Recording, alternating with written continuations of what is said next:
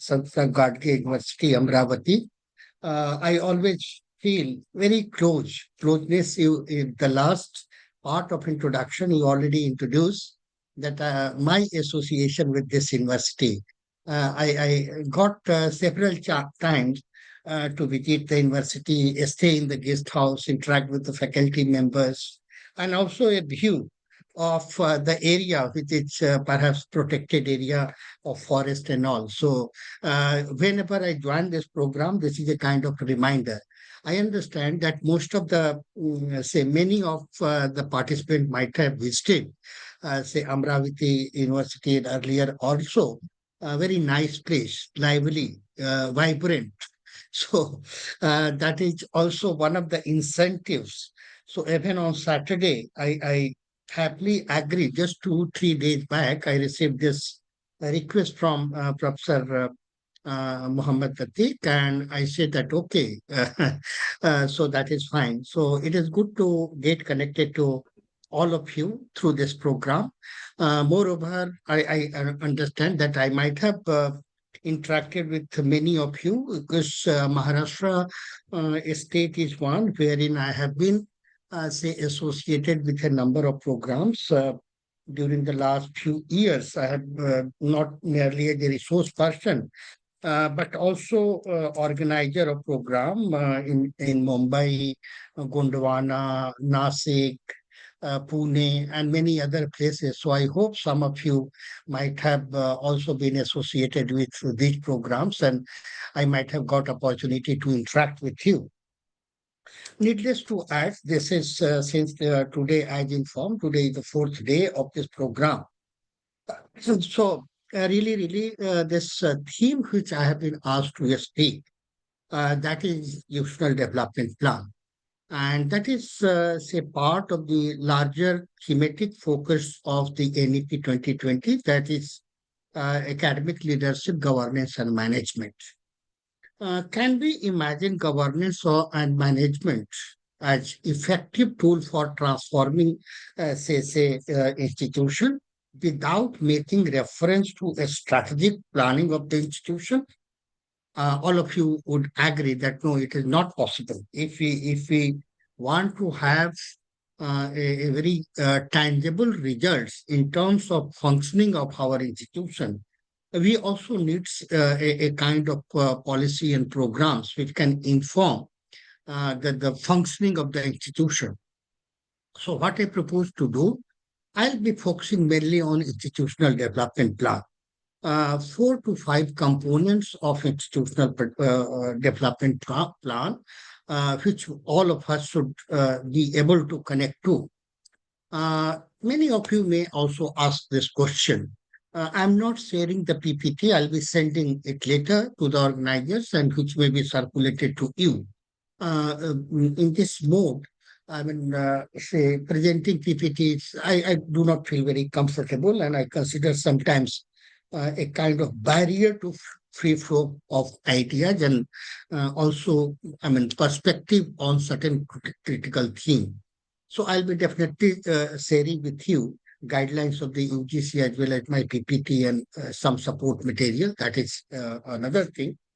Today, what I propose, and in this case, you may also ask this question that why I'm discussing about institutional development plan. If institutional development plan is to be discussed, the focus of clientele group could be dean, director, or the principals of colleges or vice chancellor of university, because they are the institutional leaders or at most academic leaders, and they are directly concerned about the planning of the institution as a faculty. What kind of role you may also be wondering what kind of role you have in the entire institutional development plan. You may be mistaken. All of us are important component of higher education institution. And many times this is also emerging as one of the global concerns. And sometimes, I mean, twin perspective on the role of faculty in the university system or higher educational institution. The role of faculty, even at the entry level of faculty members, The role is now not restricted only to teaching. Of course, the guidelines which the University Grants Commission is working, and it is almost final, two, three guidelines wherein the teacher has been placed at the center of the entire teaching learning process as per the recommendation of University Grants Commission. But even in this, it has been, say, recognized that teaching is very important component. So this is about teaching, research, etc., and publication. So earlier, what has happened? The policy has been shifting over a period of time. Sometimes, say, research is given more preference and weightage as compared to teaching. A publication is given more weightage as compared to your teaching engagement. One positive thing that I could sense in the guidelines, which may be released or might have been released within last 1 week or so. In the guideline, it has been recognized the teacher is really important actor in the entire teaching learning process and the education system. And teaching is as important as a research. Teaching is as important as publishing papers. It is not just about number of publication, and that used to inform the whole idea of API score, and that constituted the basis of your promotion from one level to another. One positive development has taken place, and that one must recognize that teaching is equally important, or as per the guidelines which may be issued or might have been issued, that teaching is really important part of the entire education system. So that is one which has been underlined. The second important underlying current in the guidelines which directly relates to the faculty in the higher education is related to their engagement in institutional work. So it has also been recognized. It has been recognized that contribution of faculty in the institutional functioning, their role is critical, and it should be also recognized.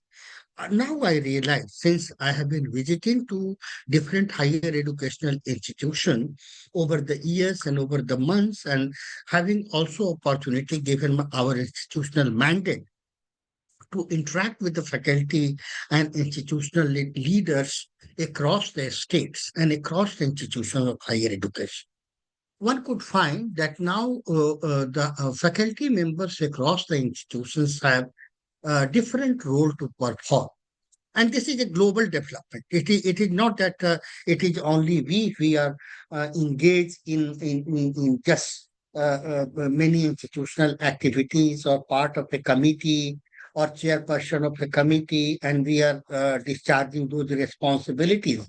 So this is really important one. I mean, before setting the background of institutional development plan, I would like to highlight this, that as a faculty, we have very important point to connect to the whole idea of institutional development plan.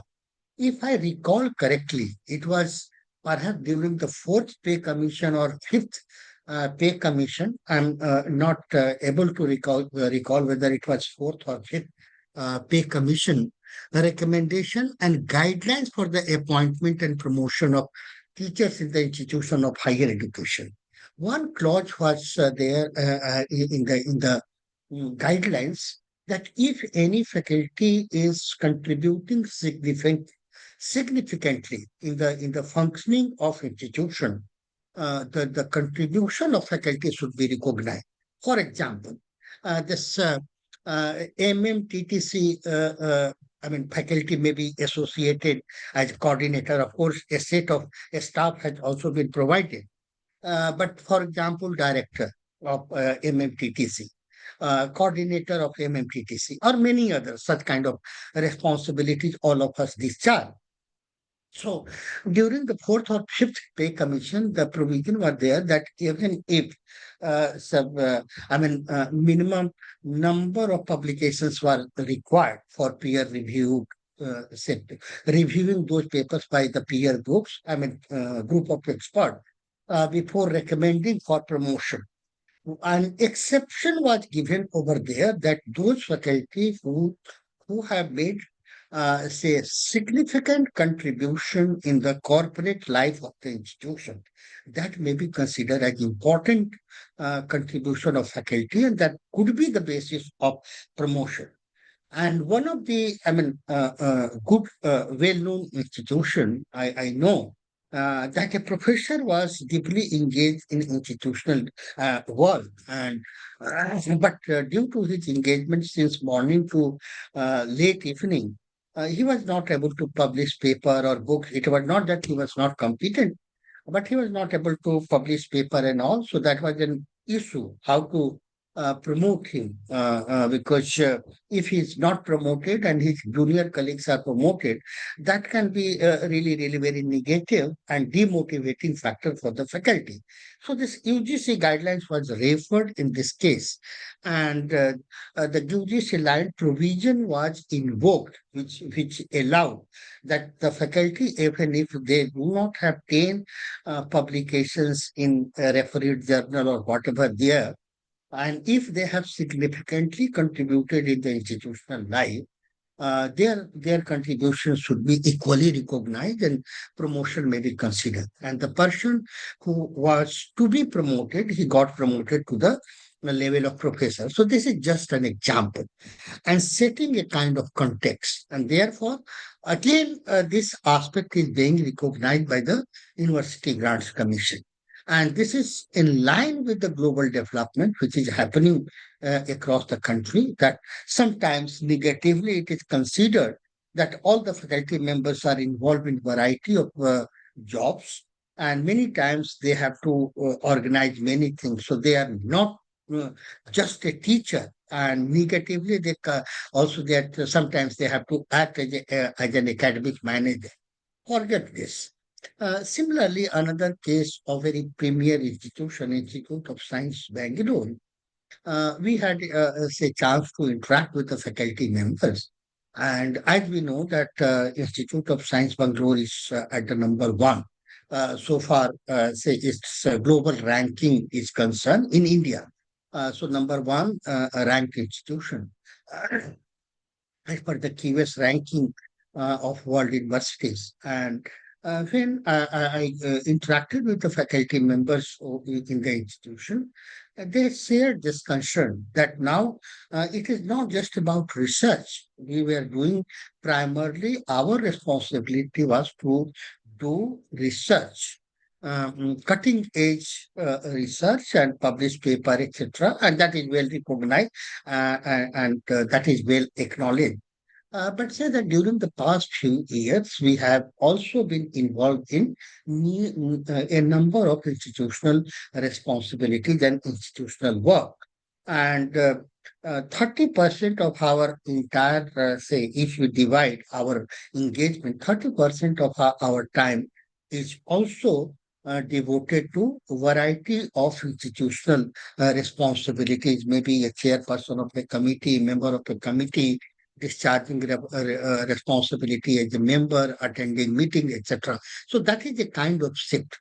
It is in this context that all of us had to connect to the whole idea of institutional development plan. So institutional development plan cannot be just attributed to senior level academic leaders or institutional heads. It is not. Each of us have important role to play in terms of understanding the entire nuance of institutional development plan. And the basic purpose of this lecture is to create a kind of, say, awareness. What is institutional development plan? Why do we need to have institutional development plan? What could be the important components of institutional development plan? What could be the possible steps to develop institutional development plan? While introducing me, already it was pointed out that the University Grants Commission has already released the guidelines for development of guidelines of institutional development plan. But this institutional development plan, the guidelines could be just a kind of indicative document. But different institutions have a different kind of context, and the context has to be taken into account if we are talking about institutional development. We cannot disconnect ourselves to this. So, what I propose to do, we have roughly around 65 to 70 minutes time. In this 65 or 70 minutes time, some 50 minutes or 55 minutes or so, I can just give you an idea about various aspects of institutional development plan. First, what is institutional development plan? And then, why do we need to have institutional development plan?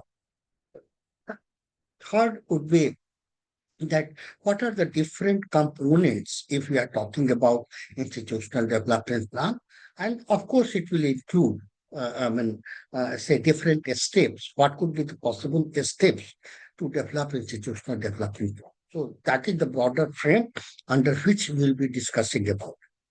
To start with, what is institutional development plan?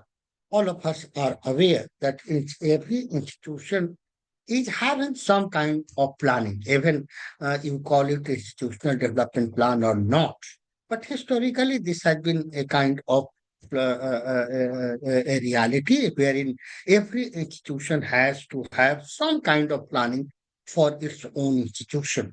It could be academic planning. All of us as a teacher, we have say academic calendar and variety of courses when it's to be unfolded, when it has to be transacted. All these a kind of say plan we are subjected to.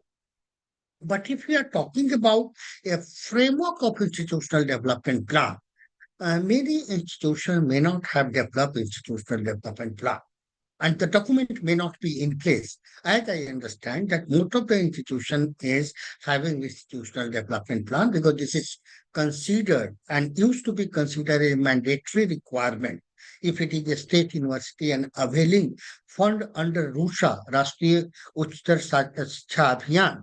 So, as a mandatory requirement, the universities and colleges were supposed to submit the document of institutional development plan before getting any kind of financial support under DUSHA.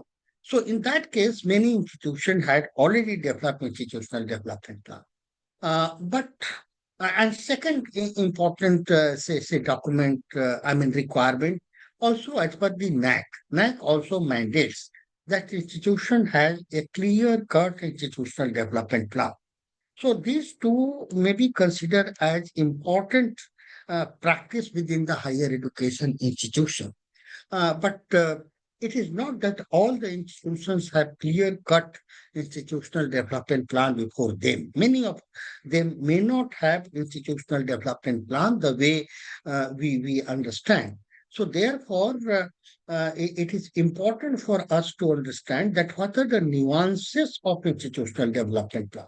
So to begin with, what do we mean by institutional development plan? As we say that it includes various facets of institution and its planning. This is also a kind of roadmap for, say, developing institution for the future or preparing institution for present and more development for the future. It is a kind of a roadmap for say future development of institution besides its say effective functioning at the moment.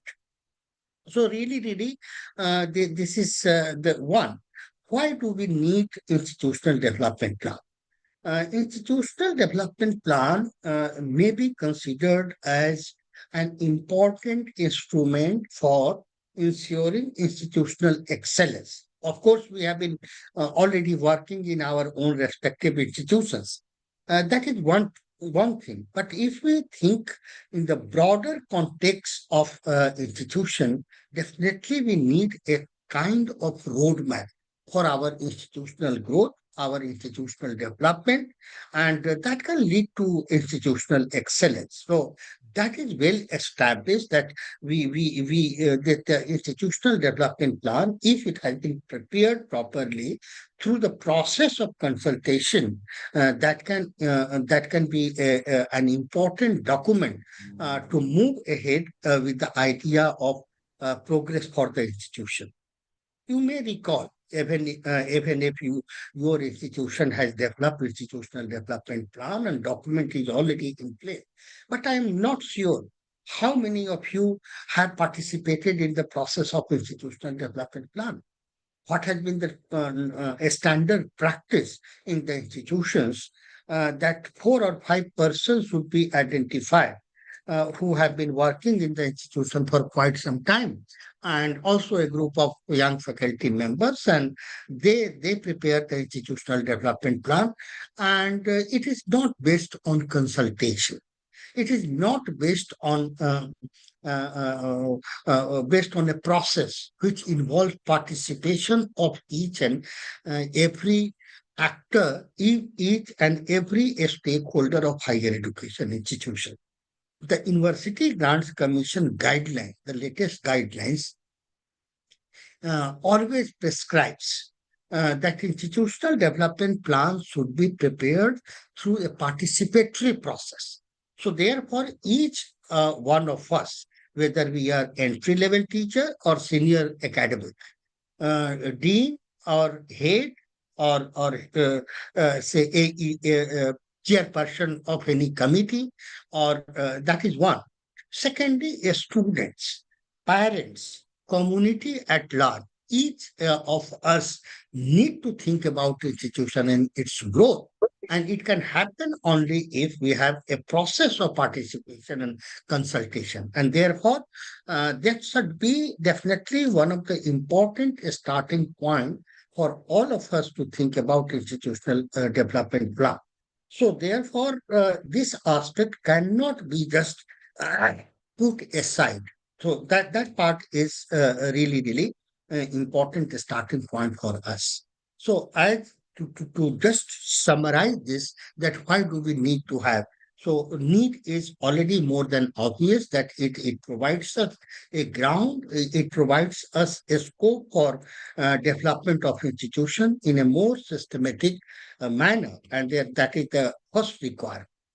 Second, if we are starting to prepare an institutional development plan, so what are the steps? And when am discussing the step, I'll also refer to some kind of say context which should be taken into account, and the kind of development which are happening within the institution and society at large, and higher education scenario which is informing the development. All these need to be taken into account. So I'll come to this part little later. The first exercise, how to go about institutional development plan. There could be, say, four important parts of institutional development plan. First part is related to, just you can say, part A, institutional profile.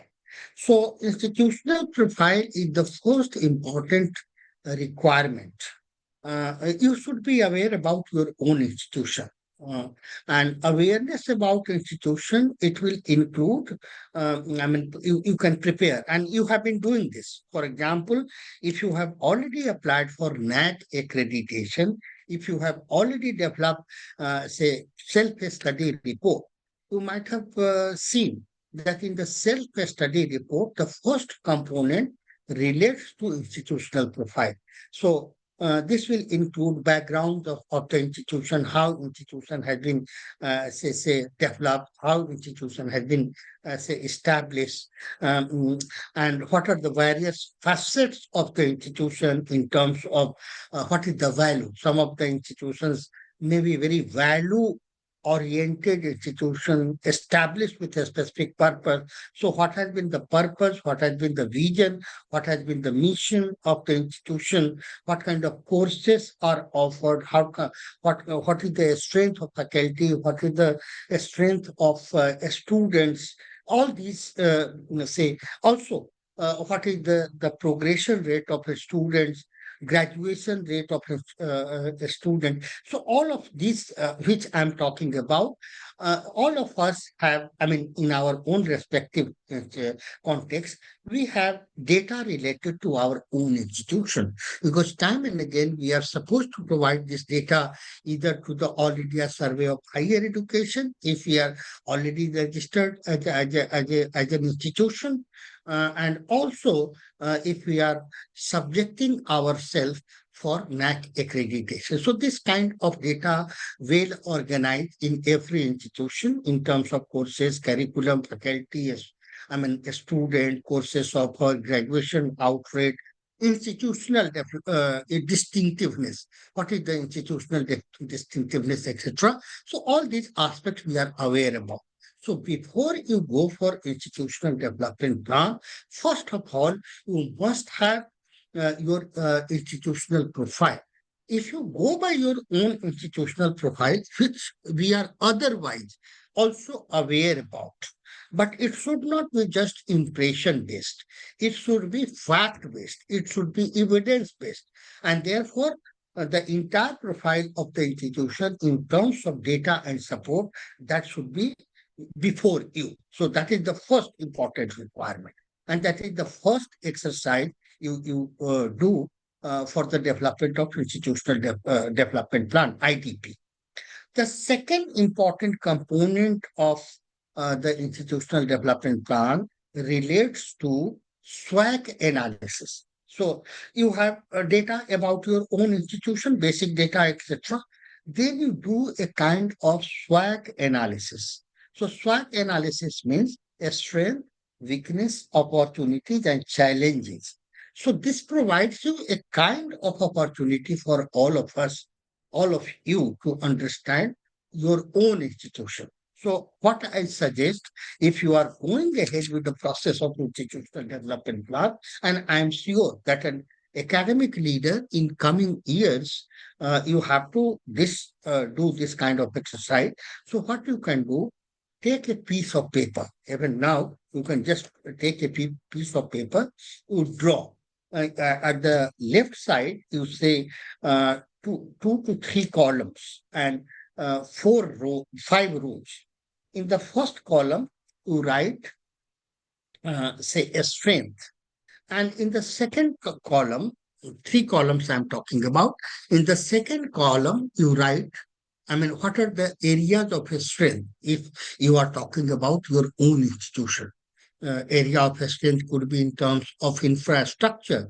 And most of the higher educational institutions which were established earlier, they have good infrastructure, especially physical infrastructure, good building, land, availability of land, which is now a rare kind of thing for institutions. So maybe having 400, 300, 500 acres or 100 acres land. So that is also one. Number of classroom and many more. So you can just list out in terms of infrastructure, strength, infrastructure, placement, location of your own institution, kind of courses you offer. So some of the points may be taken into account, and listing out the area of strength. So what you have done, five, six bulleted points you have prepared, corresponding to the whole idea of the strength about your own institution. Now you move to the next column, that is third column.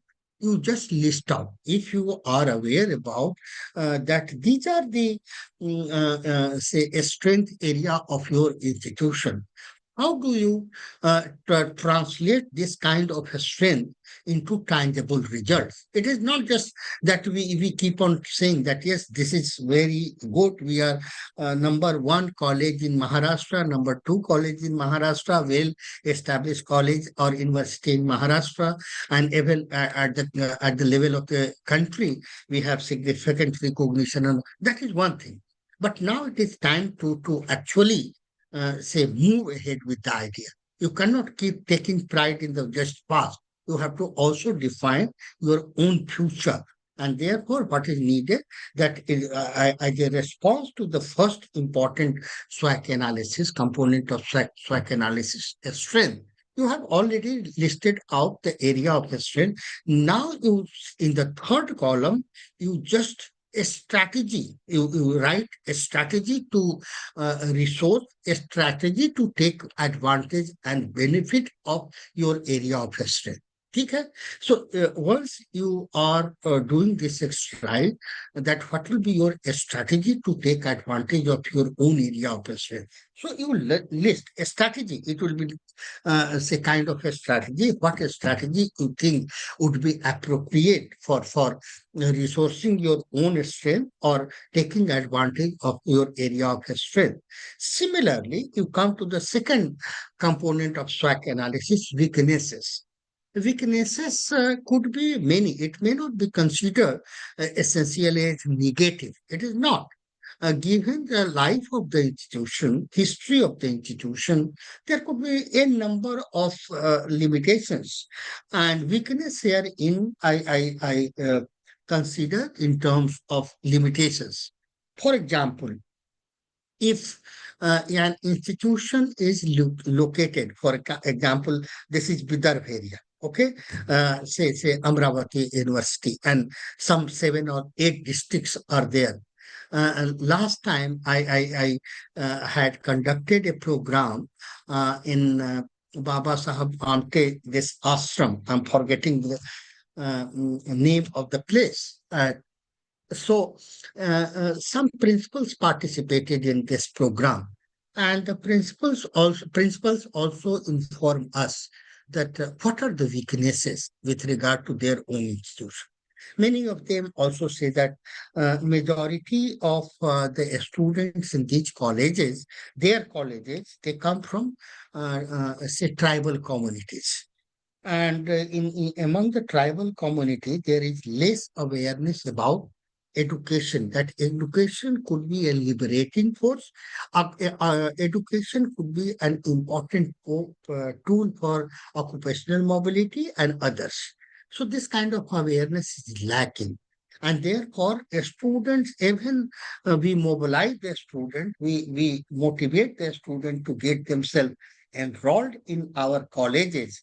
If they enroll in our colleges, many of them may not be regular. They may not be attending our, say, classes. When it comes to examination, even in case of examination, many of them may not be appearing examination, and many, I mean, very frequent dropout of the students from the colleges. And this is very rampant in, especially in the area. It is not your limitation because the location, the context of institution is important.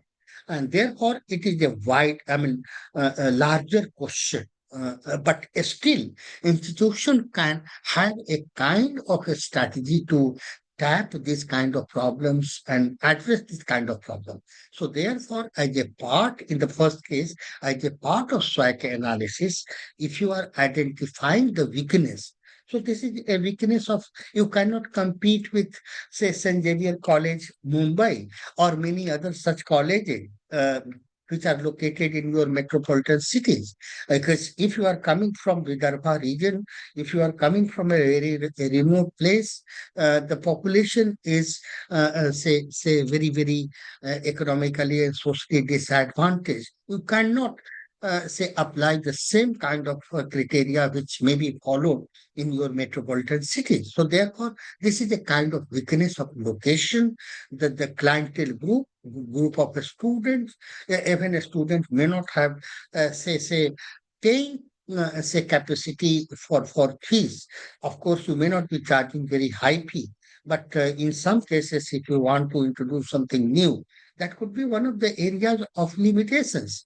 So that those aspects should be listed out as a point of weakness in terms of SWOT analysis. Then you move to the second, third column. I mean, the weaknesses you have already listed out. Then what will be your strategy? And what could be the possible strategy to address this kind of weaknesses? So that would be the second aspect. And you may also, since in the beginning I already talked about that institutional development plans should not be a sole exercise of a group of 4 or 5 persons. No, it should be a consultative process. It should be, of course, 4 or 5 or 10 persons taking lead in terms of developing the institutional development plan. But all of us have important role to play. So we may have also our own understanding. We may have our own strategy to handle this kind of situation wherein students are not coming to our colleges. They are attendance is low, participation is low, graduation outcome is very low. How it can be handled? Some of the questions could be also larger questions related to system. That there could be also possible a strategy to address some of those questions. So that is the second component of SWOT analysis. The third component of SWOT analysis is opportunities. So opportunities should be also listed out. So one is, of course, you have certain kind of location at a disadvantage, your group is there, but you should also take into account that what could be the opportunities for you as an academic leader, as a lead institution, leaders in your own institutional context, you must have some thinking to lead the institution towards excellence. And therefore, this is a kind of opportunity. If everything is already in place, so what kind of opportunity you can get? You may or may not. But this is a challenge area wherein you can get an opportunity to think, to imagine, to make sense of certain kind of interventions. If suppose if it is a tribal area, indigenous knowledge system could be in place. Some skills could be in place. There could be a possibility of linking a student because sometimes if uh, uh, I'm just keeping in mind this Vidarbha region and therefore I'm trying to connect. And this is a kind of just one example. It can be any part of the country if some kind of situation is there. So one need to think positively. So even this area is there, there could be many positive opportunities for a student. One of the reasons which I could found that there is also not very, deficit of trust among the student. That even if they graduate from the college, what will be the fate?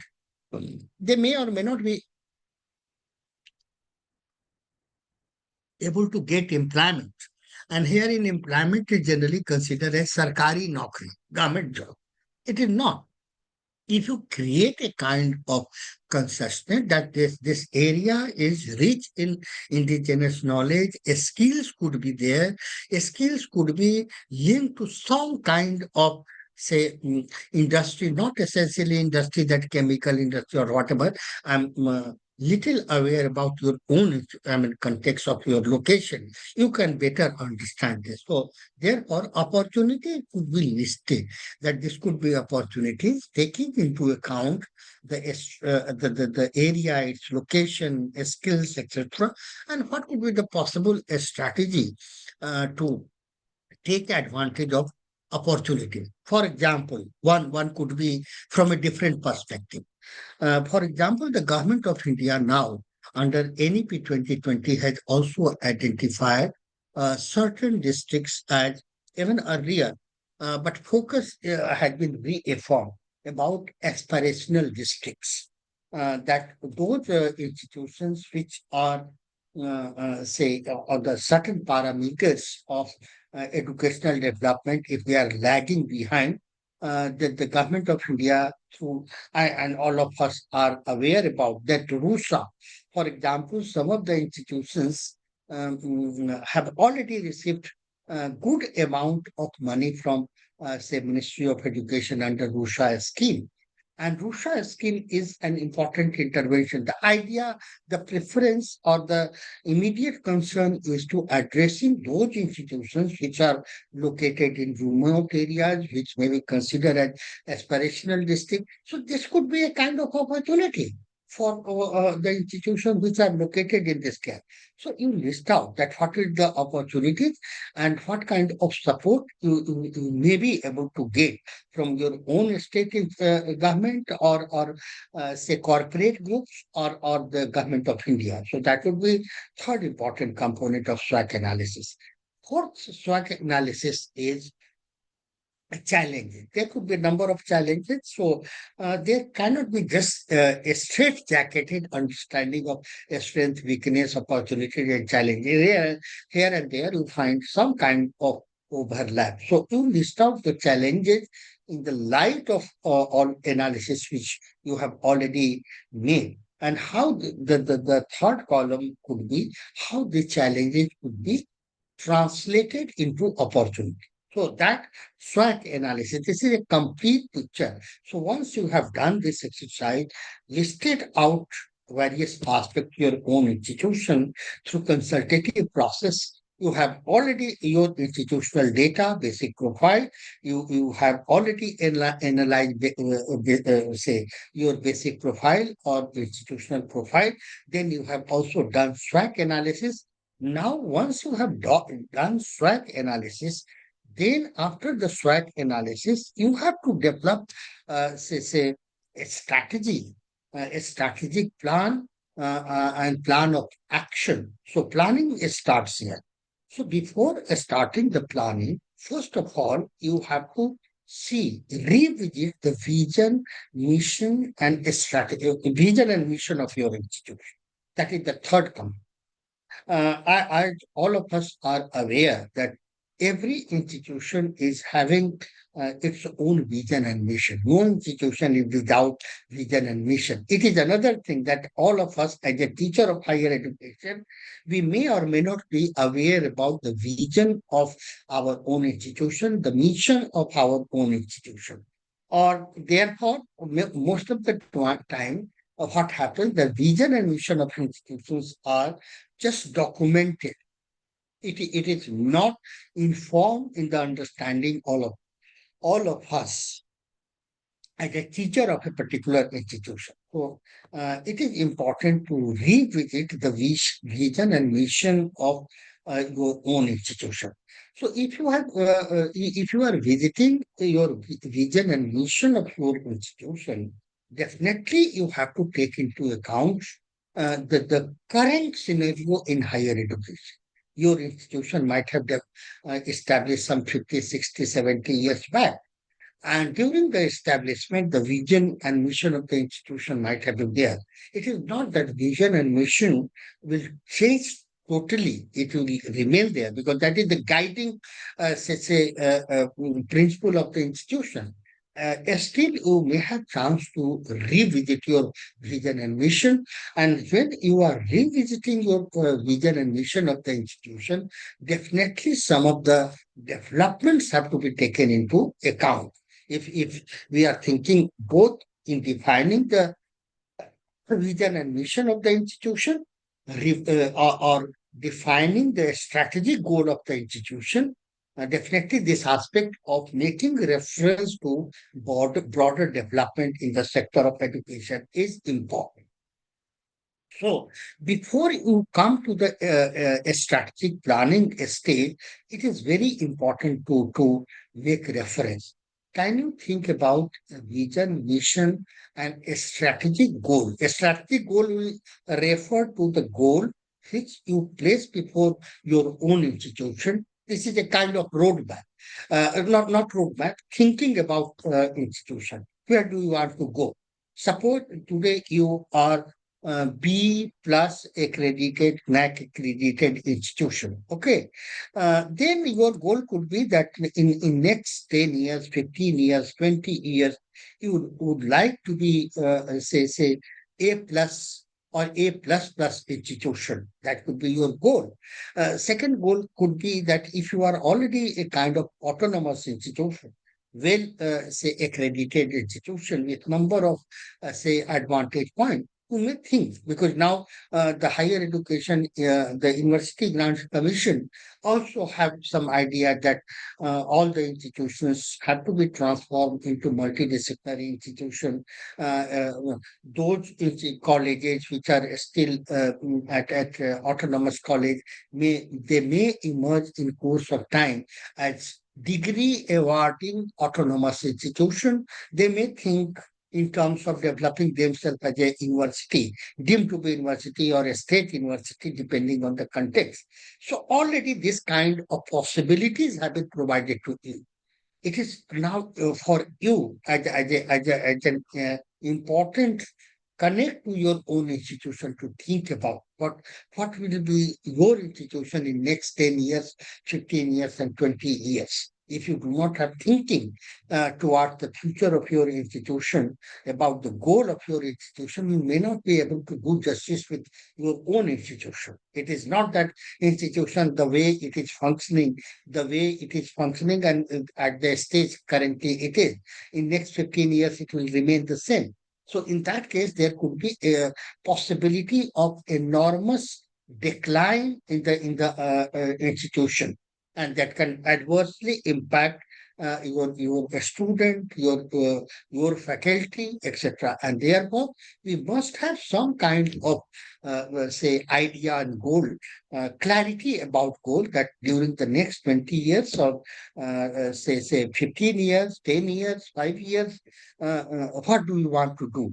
If you just see during the last few months, I could see that a number of say applications have been placed before the University Grant Commission, and most of these proposals are coming from autonomous colleges. And in some of the states, the autonomous colleges are being encouraged to apply for a status of a deemed to be university.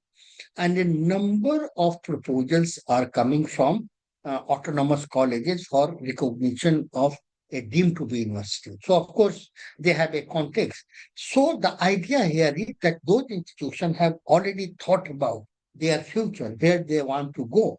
So, that is one. But it is equally important that there could be possibility of, say, going beyond this kind of, say, situation where you stand today. You should also have some kind of thinking about your own institution, the future of institution. So a strategic goal would be primarily about your thinking about your goal in the future. Where do you want to go? And each of us, as a faculty, as a student, as an academic leader, as institutional head, we must have some idea about where do we want to go. So that is the part that is referred as a strategic goal. So your goal define and that where do you want to go. When you are defining the goal as well as entering into a kind of the actual process of institutional development plan, two important references must be taken into account. First is that if we are thinking about the future of our institution, yeah, so envisioning the role of institution, envisioning the future of your own institution, definitely we have to keep in mind the future of our institution in a different way. This will require that this will require to take into account the developments which are happening in the broader context of higher education. For example, some years back, maybe 20, 30 years back, higher education, many higher education institutions were getting good amount of financial support from the governments, respective government, be it a state government or the central government or university grants commission. The situation is now changing. Of course, PM USAI scheme is there, wherein support is being provided to select institution to develop its infrastructure and also work towards excellence. That is already in place. But it may not be out of context to also consider that many institutions are starving for fund, be it private institution or government institution. So therefore, one change is very evident that now financial, say, a requirement is one of the sustainability. Financial sustainability is important one. So that is there, and therefore globally the point is being discussed that we must have some model of innovative financing. Innovative financing in terms of tuition fee or in terms of certain kind of program, in terms of there could be many. So that is first context, that what is happening in the broader context of higher education. If you are not referring to the broader context, you just come to the National Education Policy 2020. What are the major recommendations which you are supposed to implement in your own institutional context? Even this immediate reference point can connect to your thinking about the changing context of higher education. So what are the major recommendations? All of us are aware. We have already completed 4 years, 5 months or so, the release of the document National Education Policy. During the past few years, the University Grants Commission has also come up with a number of guidelines, number of regulations, which are aligned with the idea of NEP 2020. And if this is situation, definitely we have to implement those ideas in our own institutional context. When we are implementing those institutional contexts, we have to implement those say guidelines. Our institutional development plan should take into account those kind of recommendations and guidelines in place. And therefore, first, before you start this institutional development plan, this national education policy, 5 to 6 recommendations have to be taken into account and subsequent guidelines. First important guidelines is transforming single disciplinary institution into multidisciplinary institution. All of us are aware. And UGC guidelines has already been issued in this regard. If you are a single discipline institution, definitely it is mandated that you transform yourself as a multidisciplinary institution. So therefore, if you are starting with the institutional development plan, you must have a roadmap for transforming your institution into multidisciplinary institution. So that is one. Second component from teaching learning process. So it is about multidisciplinary institutions. So three different kinds of possibilities have been indicated in the guidelines. First is adding the department. If you are a science college, if you are an arts college, if you are a commerce college, or any other such college, a single discipline college, you can add department, a certain department which is different from your own institution. So that can add value to the institutional life, because that is differences are added in your own institution. So that can help in transforming your institution as a multidisciplinary institution. So that is from institutional perspective. Second, from teaching learning perspective. So it is also recommending that now multidisciplinary and holistic learning. So this is very important. Even if your institution is multidisciplinary, because you are offering courses, you have different faculties, you have different schools, you have different departments, and therefore technically you qualify as a multidisciplinary institution. But it is very important to connect to this idea of multidisciplinary and holistic learning. Even if you are multidisciplinary, are you promoting whether your institution is able to promote multidisciplinary and holistic learning, say, environment, in your own institution. You may or may not. And therefore, it is a mandate. How do you prepare your institution to create an environment of multidisciplinarity and holistic learning? It will require, say, curriculum reform. It can require pedagogical innovations. It can require variety of other interventions at the institutional level. I mean, kind of options and others that had to be included.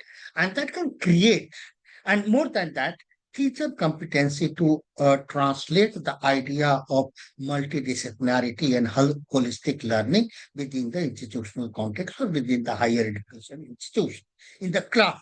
So, is there any plan for that? So, that reference point has to be taken into account when you are developing your own institutional development plan. Second important recommendation of NEP 2020 is you can take note of that because these are very, very important. Unless you address this, you may not be able to do justice with the whole idea of institutional development plan. The second very important component relates to flexibility in terms of teaching, learning, and assessment. So flexibility is one of the defining line of the national education policy and also guidelines, subsequent guidelines which have been issued by the University Grants Commission. All of us are aware that 4-year undergraduate program is one such example which is having multiple exit, multiple entry points. The idea of academic bank of credit, the idea of credit accumulation, credit deposit, credit accumulation, credit redemption, credit transfer, all these ideas are intertwined. And these ideas promote to the idea of flexibility in terms of the student experiences, educational experiences. So how do you, say, incorporate these ideas in your own institutional plan? So which can help you to move ahead with the idea of incorporating the aspect of flexibility in terms of educational experiences of a student. That is the second one. Third very important say point with regard to NEP 2020 is say linking skills and general education. So linking with the industry, linking with the community, linked with the outside world. So it is not just classroom teaching. Their states, Maharashtra, perhaps it has already introduced. I'm not sure if not introduced, maybe in the process. The idea here is that there are some kind of programs which are being run in different say states on while learn. So internship embedded degree. So now you cannot just depend on a kind of process which we have followed, that all the students will be admitted in our institution, they will pursue their education for 3 years, and some kind of summative assessment will take place, and they will graduate and you give them degree, that's all. No, it cannot happen given the context of changing context of higher education and also as per the recommendation of NEP 2020, now all the institutions are supposed to promote say the idea of internship, idea of embedding skills in the entire curriculum, as well as in the entire say process of teaching and learning, graduation, which can contribute positively to the graduation outcome of a student. So that is really important. So when you are doing this institutional development plan, this third component, what will be your thinking about linking your institution to the wider world? It is not essentially the way we think of linkage, industry academia linkage. It can also dependent on the context of location of institution. But it is not that there is no possibility of linking institution with the wider world. There could be a number of possibilities depending on your own resources, depending on your own context of location. So that should be an important, say, component of your institutional development. What is in terms of shifting approach from say summative assessment to flexible assessment, continuous assessment. Of course, a broader framework at the state level may be in place. And Maharashtra is one state. And as I understand, that most of you are from, say, state of Maharashtra. And therefore, quite often I'm referring to Maharashtra.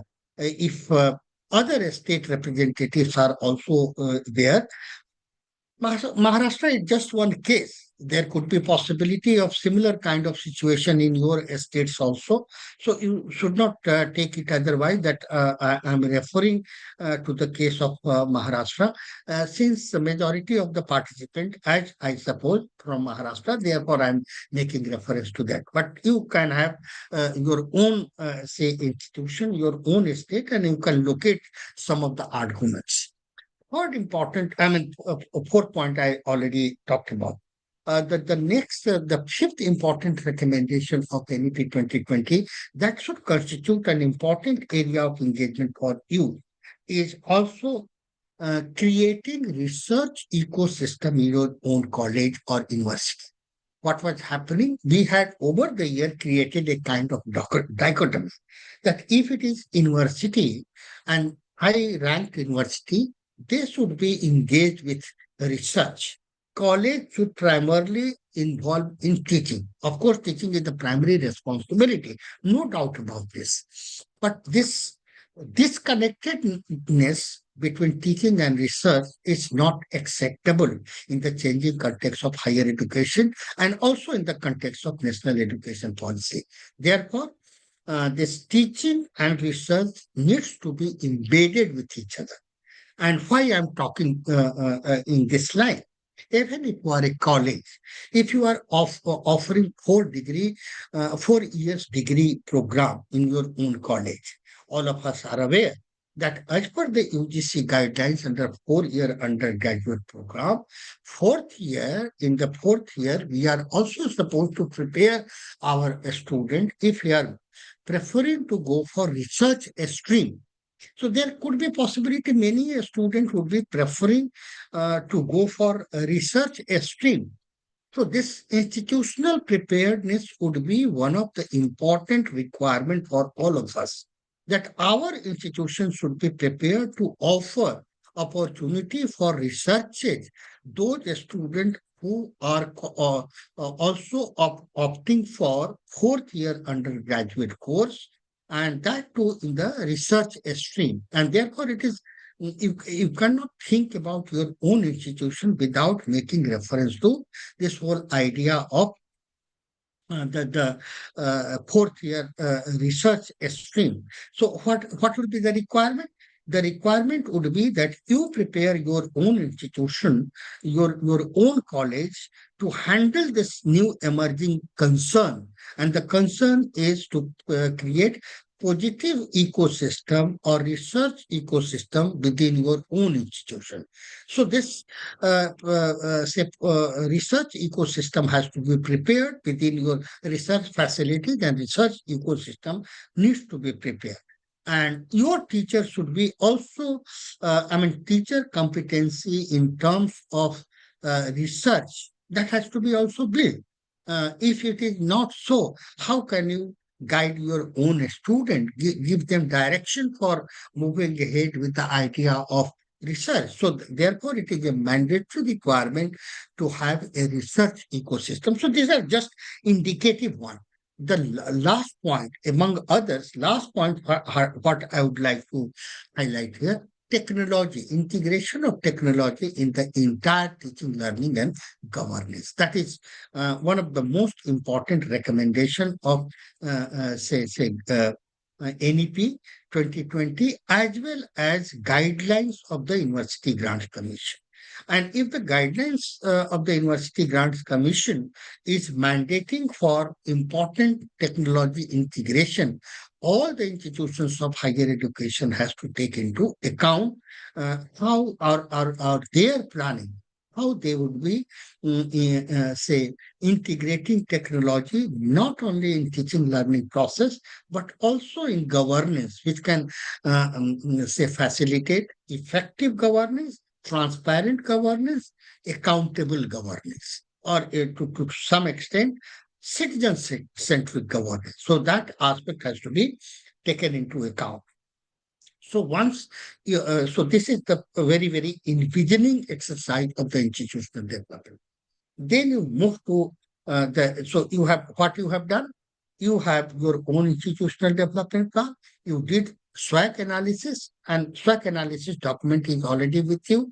Third, you have also revisited your vision and mission institution. You have also visited, or you have already defined a strategic goals of your own institution in terms of time frame, that in 3 years you would like to move here, after 5 years, so 10 years, 15 years after. So in timeline, you have also defined your own strategic goals. Once you have done your definition of your strategic goal, in this context, I said that when you are defining the strategic goal of your institutional growth, definitely you have to take into account the overall context of institution of higher education development. And even if you are not going to the larger context of educational changes, what you can do, you can just revisit the recommendation of NEP 2020 and the guidelines of the UGC, and that can provide you opportunity to think about your own roadmap for institutional growth or institutional development. So this aspect need to be taken into account. Once you have defined the strategic goal, the next stage of institutional development plan is to enter into some kind of planning exercise with action points. So, planning as well as action, course of action in this. So, what will constitute, say, planning? So, four or five components. Of course, if you go by the UGC guidelines of institutional development plan, very clearly they have indicated that there could be 8 important enablers of institutional development plan. And when we are talking about institutional development plan, it could be infrastructure planning, it could be academic planning, it could be governance planning, it could be governance enabler. They are talking about enabler. It could be technology, it could be research innovation, it could be say many others. So eight major recommendations with regard to institutional development, say thing already in place. But if you are going by planning, my focus should be primarily on academic planning.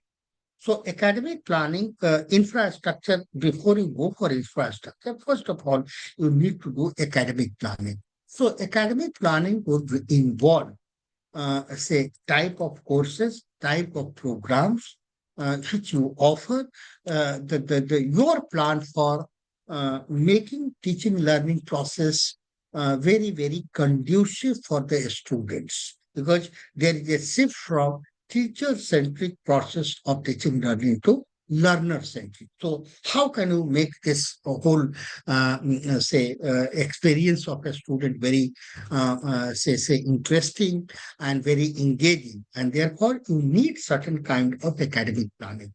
So academic planning will involve about your thinking about programs, courses, modules, transaction, pedagogy, what kind of pedagogy has to be adopted, what kind of courses you will be developing. And when all these aspects are being worked out, especially with regard to academic planning, the point which I already discussed, that integration of technology and other things that need to be taken into account, flexibility, multidisciplinarity. So in one hand, it would be in terms of your own course, curriculum, programs, pedagogical approach, etc. That needs to be taken into consideration once we go to this whole exercise of institutional development, academic planning. Similarly, if you have done, say, academic planning, the second stage would be related to infrastructure planning. So if you have planned that you will have large number of students, because you are also committed to enhance the gross enrollment ratio, it means more number of students will be attracting in coming years. So therefore, a number of programs you are also proposing to introduce.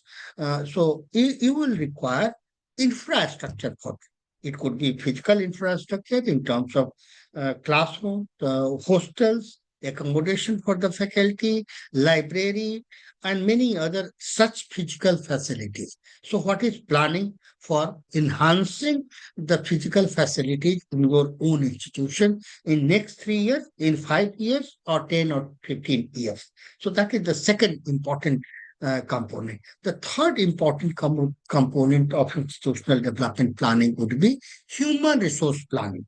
So some kind of assessment is to be made, that how many, since you have already institutional profile data already with you, now what is needed, that you do a kind of exercise, that what is the requirement in your own institution in terms of number of teachers, number of support staff, and many more. So human resource development planning is an integral part of institutional development plan, that what will be your requirement, what will be your strategy, etc. So that is the third very important component.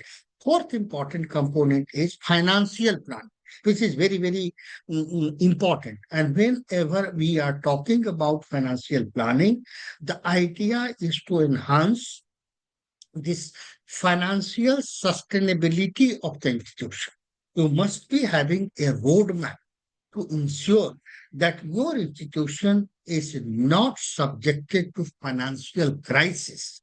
And if you do not have a roadmap, clear-cut roadmap for institutional development plan, and especially this whole idea of financial planning in place, that what will be financial requirement in 2 years, 3 years, 5 years, 10 years, and what will be your planning, what will be your strategy to mobilize resources, whether you cannot take it for granted if you are funded by the government of Maharashtra or such a state government. You cannot take it for granted that in all coming years you will have the same amount of money available to us, because now the globally the higher education institutions are also mandating that you must have a different kind of approach related to your say your own institution, and therefore you must have some plan to meet out the requirement of resources, financial resources. So planning has to be there. I suppose that some of the resource person will be discussing or might have discussed about the financing of higher education, resource mobilization, etc. So you can take advantage of those kind of discussion and points which have already placed before this. So that is the second very important, fourth important component. Fifth is, as I say, technology integration. So technology integration, all of us are aware that now the University Grants Commission has already allowed us to go for courses. 50% of courses may be offered in online mode, which was earlier not allowed. So this is a kind of shift, policy shift. If policy shift is happening, what is our strategy to integrate technology in the entire teaching learning process? Although it was a negative context, but COVID also provided us a kind of context to think about technology integration in our entire teaching learning process.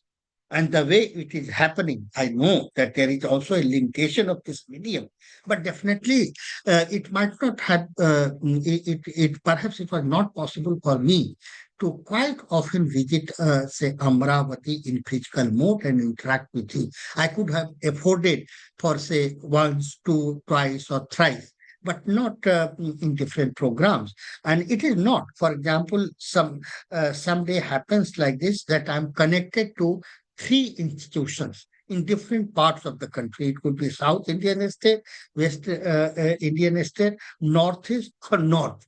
So this kind of three different kind of lectures in three different institutions, it is not possible in physical form, because I cannot be away from my own institution for all traveling for delivering lecture. It's not possible. We have also institutional responsibility to discharge. But this is a mode wherein even in a day, three different kinds of lecture in three different institutions I can deliver. And so may be case that you may be connected to this kind of activities across the institution. So this is a positive development. And therefore, if we are thinking about institutional development plan, we must have planning to integrate technology in the entire teaching learning process. If we are not able to do so, perhaps we will be hampering our own future of our institution. So that is one part. Second, technology integration also in the entire teaching learning process. Sorry, governance. Governance has to be also now transferable and also accountable. And accountability and transparency of governance results into tangible results, and those results may be leading to effective governance of higher education. If you just see the National Education Policy initial pages of the section of higher education, it has already indicated that in our own institutions of higher education, there is a problem of, say, suboptimal leadership and governance. So it is already recognized. Now, if we have this kind of, say, some kind of thinking in this case, definitely that will help us. The technology could be one of the enablers, not the all, but enabler. The sixth important point of academic planning could be specifically related to governance. How do we make the system of governance very, very transparent? Ease of governance. Ease of governance is considered to be very, very. How can we ensure ease of governance? That is a question, and answer lies in our own approach. That how we can ensure better, context of, say, ease of. I remember just 2 months back, I was leading a process of preparing a document, ease of living in centrally funded institution. The ministry has seen that it should be a student centric. So ease of living also in terms of governance, ease of governance. So how you can ensure ease of governance wherein each and every stakeholder of higher education could connect himself or herself in the institution, and institution is able to help the each and every stakeholder to understand the functioning of the institution. So these are some of the enablers of higher education, and also in case of institutional development plan. And once you have done this, lastly, you have to also work towards teachers' professional development in order to develop teacher competency. So that should be a part of your institutional development plan. Once you go back to your own institution, you can talk to your own head of the department, you can talk to the deans of faculty, you can talk to your vice chancellor, you can talk to your principal, that this is some of the things which we need to do. Once you have done this kind of thing, next stage would be to define the course of action and put a kind of time frame that which activity will be conducted in which year. This could be in phase-wise manner, phase 1, phase 2, phase 3, or in other words, short-term, medium-term, and long-term plan, as well as medium-term, short-term, medium-term, and long-term action points. So you have to develop in this case. Once this exercise has been done, you have a good document which is called institutional development plan.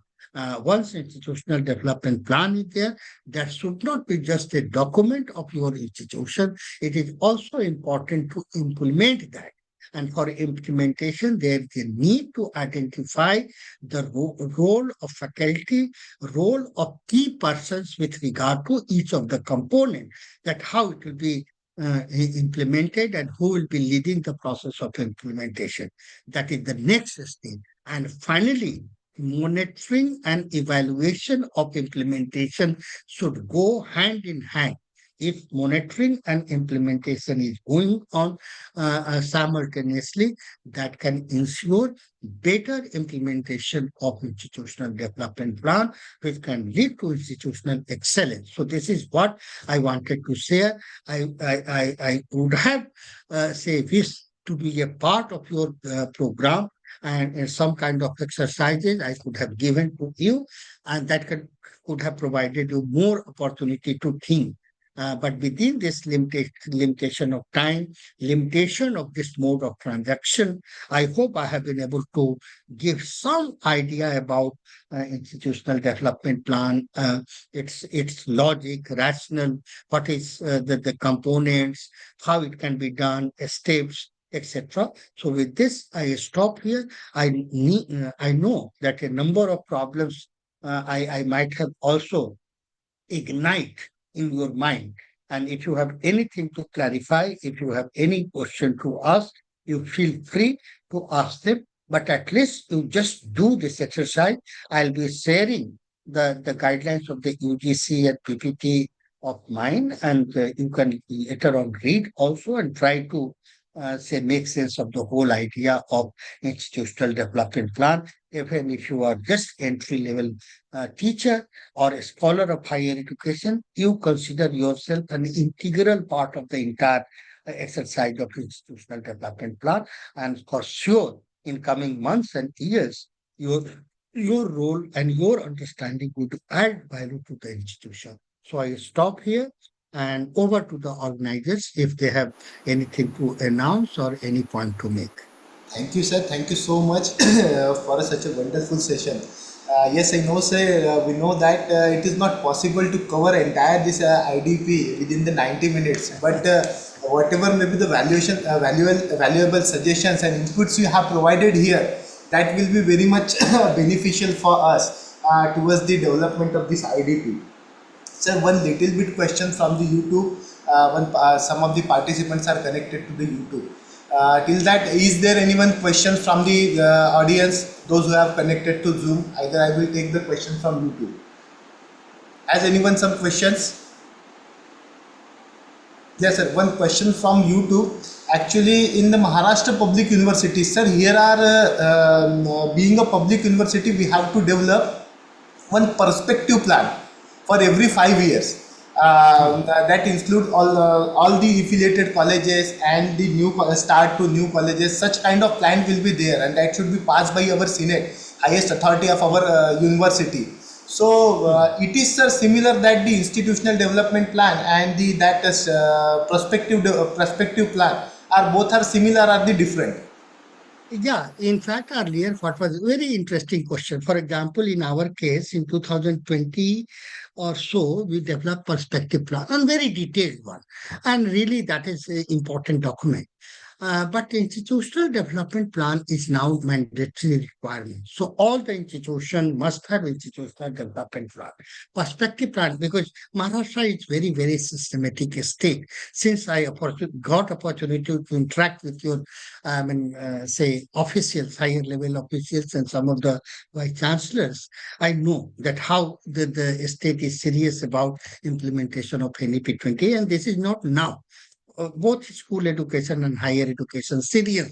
Maharashtra means senior serious business. It is not casual and this thing. So that aspect is there, and that is I'm happy that already there is a frame of say perspective plan. That perspective plan you have already given you opportunity, a perspective to think about your own institution, and it is already approved by your statutory body. That is no doubt about this. Now, the institutional development plan is even more elaborate one. And since UGC has given a kind of say guidelines, issued guidelines. So if you are going for say NAC accreditation, if you are going for say ranking of institution, if you are going for such kind of exercises, and if your institution is being reviewed by the UGC, they would put a question mark whether you have developed your institutional development plan in line with the UGC document or not. So therefore, it has to be it has to shift. Your perspective plan could be an important document, but now need is to align your perspective plan with the requirement of the guidelines of the UGC for institutional development plan.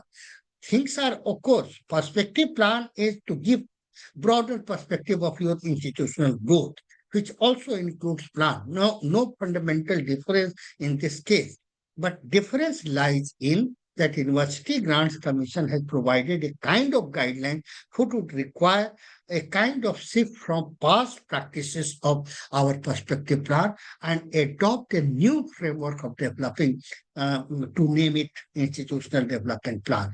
And in the guidelines, some 8 enablers have been specified in terms of course, curriculum, say teacher, human resource management, financial management. So little more broader, say involvement of institution and its stakeholders. So that is the only thing. Otherwise, the extra exercise involves the same. But in earlier, as you said, that is every 5 years. Now the institutional development plan is also giving you opportunity that short term, it could be 3 years, medium term, it could be 5 to 8 years. If it is long term, it could be 10 to 15 years. It is depending on your own institutional context. So, institutional development plan, as per the UGC guidelines, may be considered one step ahead of the perspective plan, but no fundamental departure from the earlier practice. Thank you, sir. Thank you so much. Yes, because our government has already set the agenda of our Vikasit Bharat, and along with that, we have come up with this institutional development plan. So there will be some mid-term, long-term, and short-term planning for our institution and its growth ultimately, and that should be the contribution to our great country. So, sir, I Yeah. think there are no more questions. So, if you could permit, sir, shall we conclude? Yeah, yeah. Thank you. Thank you. In fact, just one point, I could meet your former Vice Chancellor, who is already member of Implementation Committee of NEP 2020 in Maharashtra. I'm forgetting his name during his Professor tenure Chandekar, as sir. Professor yeah, Chandekar, sir. yeah. Yes. So I met him in Varora. In Varora, we had Yeah, invited Vadodara, him for Anand Niketan College. yeah, Anand Niketan, and he also informed that he is a member of the committee, and Yes. detailed inventory is already in place. So, in coming months and year, I understand that it may be, say, in the beginning, it may appear as a kind of challenge, but sure, this will be a good opportunity for this. And Maharashtra is very serious about this, and institutions are also serious. It is not casual.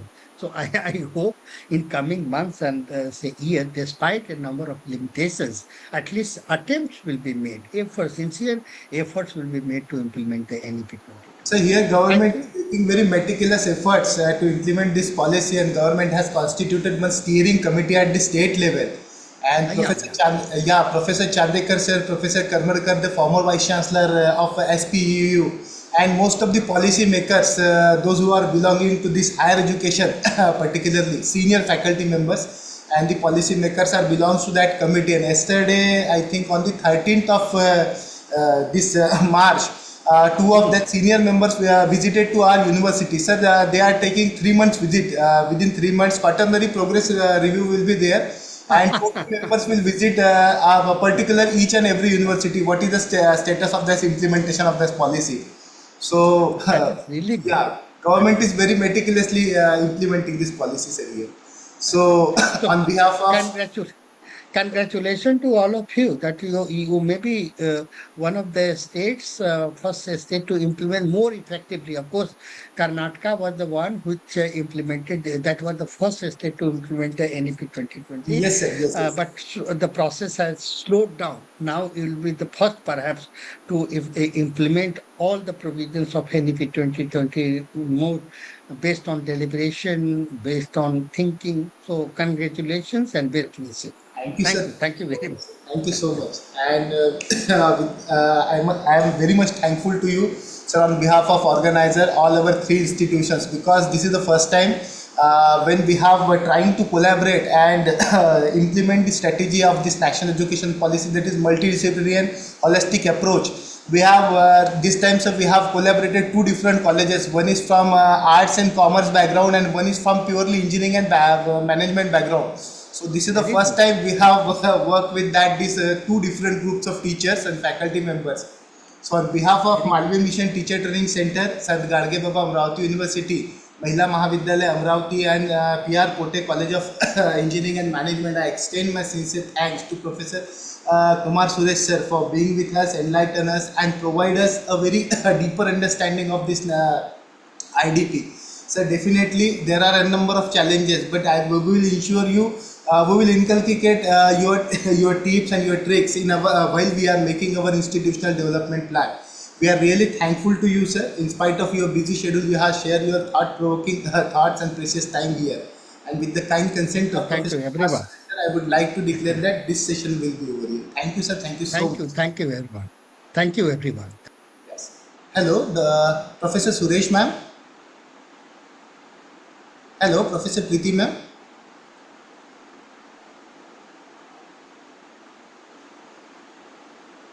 Ma'am, we are audible to you, ma'am.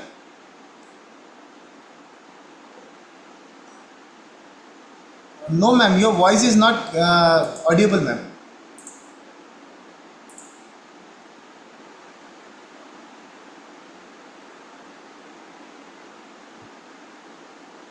Not audible, ma'am.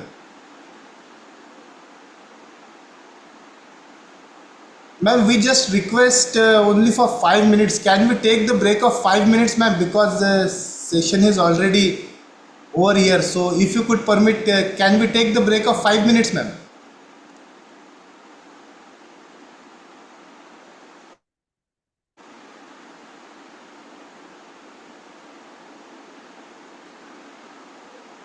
Hello. Yes, ma'am. Now you are audible, ma'am. With your kind consent, ma'am, can we take the break of 5 minutes? Sharp at 3:45, we will resume the ma'am session.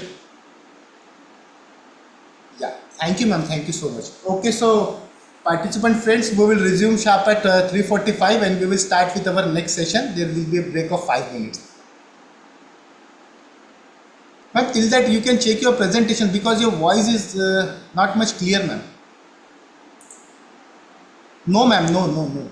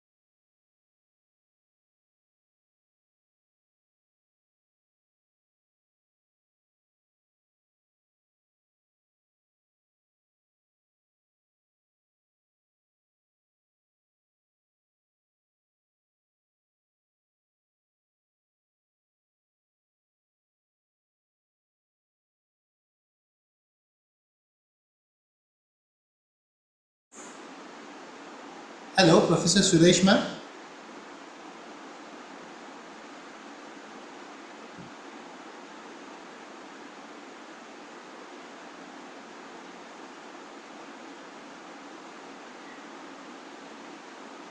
No ma'am, you are not audible ma'am.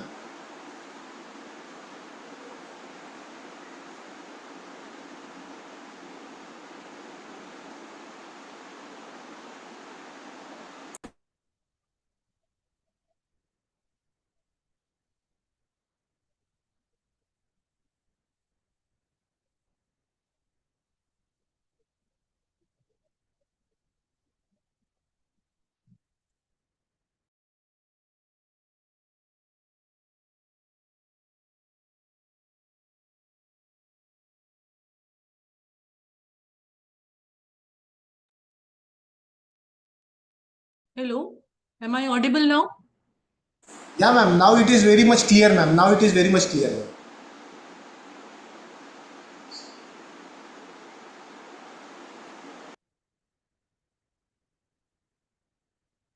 So if you could permit ma'am, shall we start with the session ma'am? No ma'am, you are again not audible ma'am.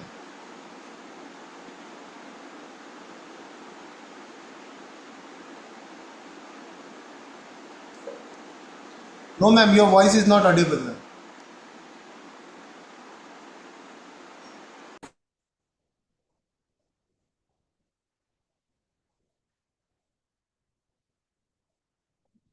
Am I audible now?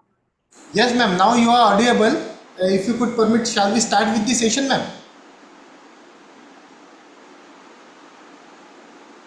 Hello ma'am.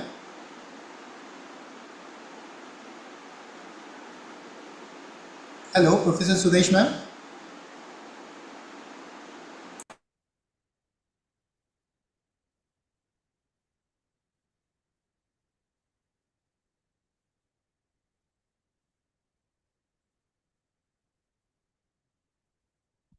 Hello, yes, you can start. Yes ma'am. So good afternoon one and all. Once again gathered in this virtual platform. Friends, as we have discussed earlier, today's session has been split into the two different important parts. First part, at most, we have covered with the help of Professor Kumar Suresh sir, that is Institutional Development Plan. Now, the second part, we are going to discuss the very much important topic, and everyone, those who have engaged in this field of higher education, they are related to the directly or indirectly to the research and the development. And this is very important and the crucial theme of this flagship program that Ministry and the UGC has inculcated in this flagship program, the research and development. Couple of yesterday or the day before, we have discussed this research and development in terms of some statistical tool. But today we are going to discuss this research and its development in the very another aspects, and that is transdisciplinary multidisciplinary research and the development consequently with the help of renowned researcher and the expert Professor Preeti Suresh ma'am. I extend my warm welcome to you to this flagship program. Friends, Professor Preeti Suresh ma'am is at present serving as a professor in the Department of Pharmaceutical Sciences at Dr. Hari Singh Gaur University, at the Central University situated in the Sagar, Madhya Pradesh. She was also the hold of charge charge of director of this Malvi Mission Teacher Training Center at same institute, that is Pandit Ravi Shankar Shukla University, Raipur. She was awarded with the research fellowship of the Internal Foundation Japan in 2005 for pursuing her postdoctoral research tenure at the Kobe Gaukin University, Kobe, Japan. Currently, she was working as a professor of the Pharmaceutical University Institution of the Pharmacy at the Pandit Ravi Shankar Shukla University, Raipur. She has hold the other administrative responsibilities like as the Dean of Faculty and Technology, Director of the University Institution of the Pharmacy at the university. She has over it 2.5 decades of experience in this field of higher education as a teaching as well as the research. She has work has centered around a nano career for the various drug delivery application. She has to credit she has to her credit 60 scientific contribution in indexed and peer reviewed national as well as the reputed international journal, and over 100 chapters in the conferences, seminars, symposia with her students. She has author of 8 book chapters and has penned several popular articles on health and women issue.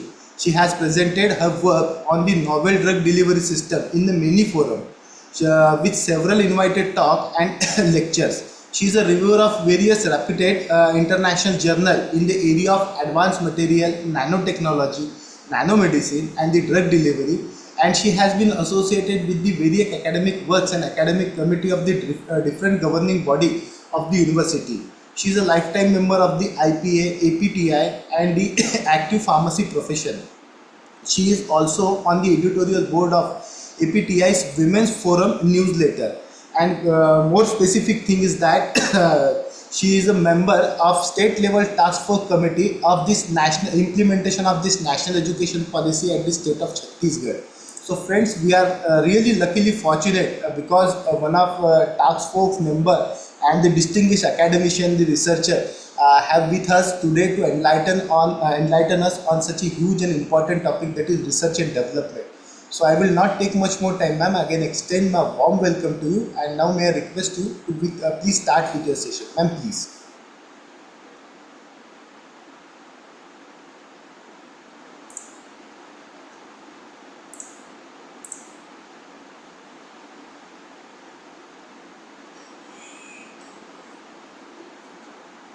Ma'am, you are not audible, ma'am.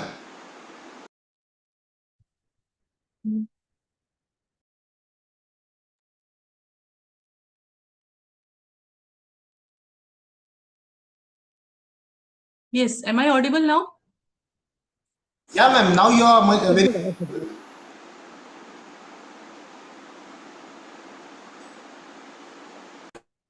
Now the session moves on smoothly. First and foremost, I would like to thank the Malviya Mission Teachers Training Center of Sant Gadge Baba Amravati University, and especially Professor Muhammad Atiq sir for inviting me and giving me this opportunity to share some of my understanding with the participants. As they are coming from the different institutes and colleges of Maharashtra, and I believe also from the other parts of the country. And just one correction I would like to make is that I am professor at Pandit Ravi Shankar Shukla University. I had been an alumni of Dr. Hari Singh Gaur University, but presently I am associated with Pandit Ravi Shankar Shukla University. So as you can see from my screen here, you can get a glimpse of Pandit Ravi Shankar Shukla University, Raipur, where I am presently serving. And you will also see one quote that is written here. This is the motto of our university, which says, and it is derived from one of the shlokas of Yajurveda, that is Agne Naye Supatha Rai. And one interesting thing about this shlok is that it finds mention in 3 different places in Yajurveda. And if we go by its translation, it means, O fire, yeah, O Agni, lead us on a virtuous path to prosperity. कि हे अग्नि, हे स्वप्रकाश, हमें सन्मार्ग से समृद्धि की ओर ले चल. I think this is the objective with which we all teachers are working in our institutions to empower our students, to show them the way where they can lead a prosperous life. But at the same time, we also have to make sure that they are following a virtuous path to meet their goals. I hope I am audible till now. Yes, ma'am. Very much clear, ma'am. Very much clear. And one more thing I would like to know from the participants, whether I should continue in English or should I keep it bilingual? Ma'am, what happened? Only one of the participant is from belongs to the Manipur. So you can continue in the Hindi and English. Bilingual will be very okay, ma'am. Or like that is what I just wanted to know. Yeah. Okay. And which day of the program is this? Ma'am, this is the fifth day of program. Certain theme we have covered. We have also take the one part of this research and development, but it is in a very different part. We have take some statistical tools, that is SPSS, Python, and Tableau. Then advanced Excel for that data sampling and the data collection. Particularly that because in that program, particularly some research scholar will be there and they are demanding. So we have covered that part, ma'am. No, ma'am, your voice is another again gone, ma'am.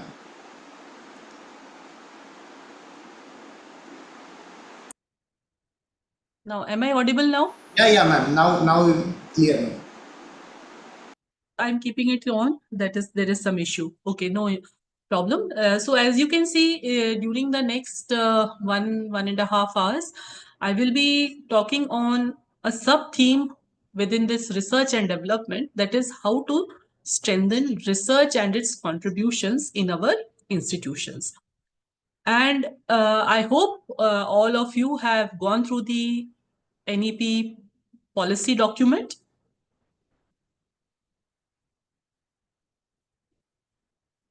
Just a quick yes or no from the participants.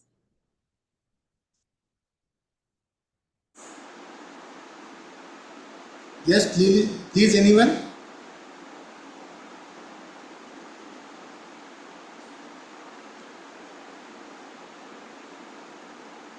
Not gone through it, it will be my earnest request to kindly go through it, because as teachers, as faculty members in the institutions, or as future faculty members, as there are maybe some research scholars also here, it is our duty to understand not only the provisions that are there in the National Education Policy document, but also to understand the spirit with which this policy document has been framed.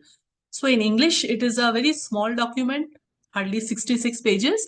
So, please go through it if you have not already gone through it.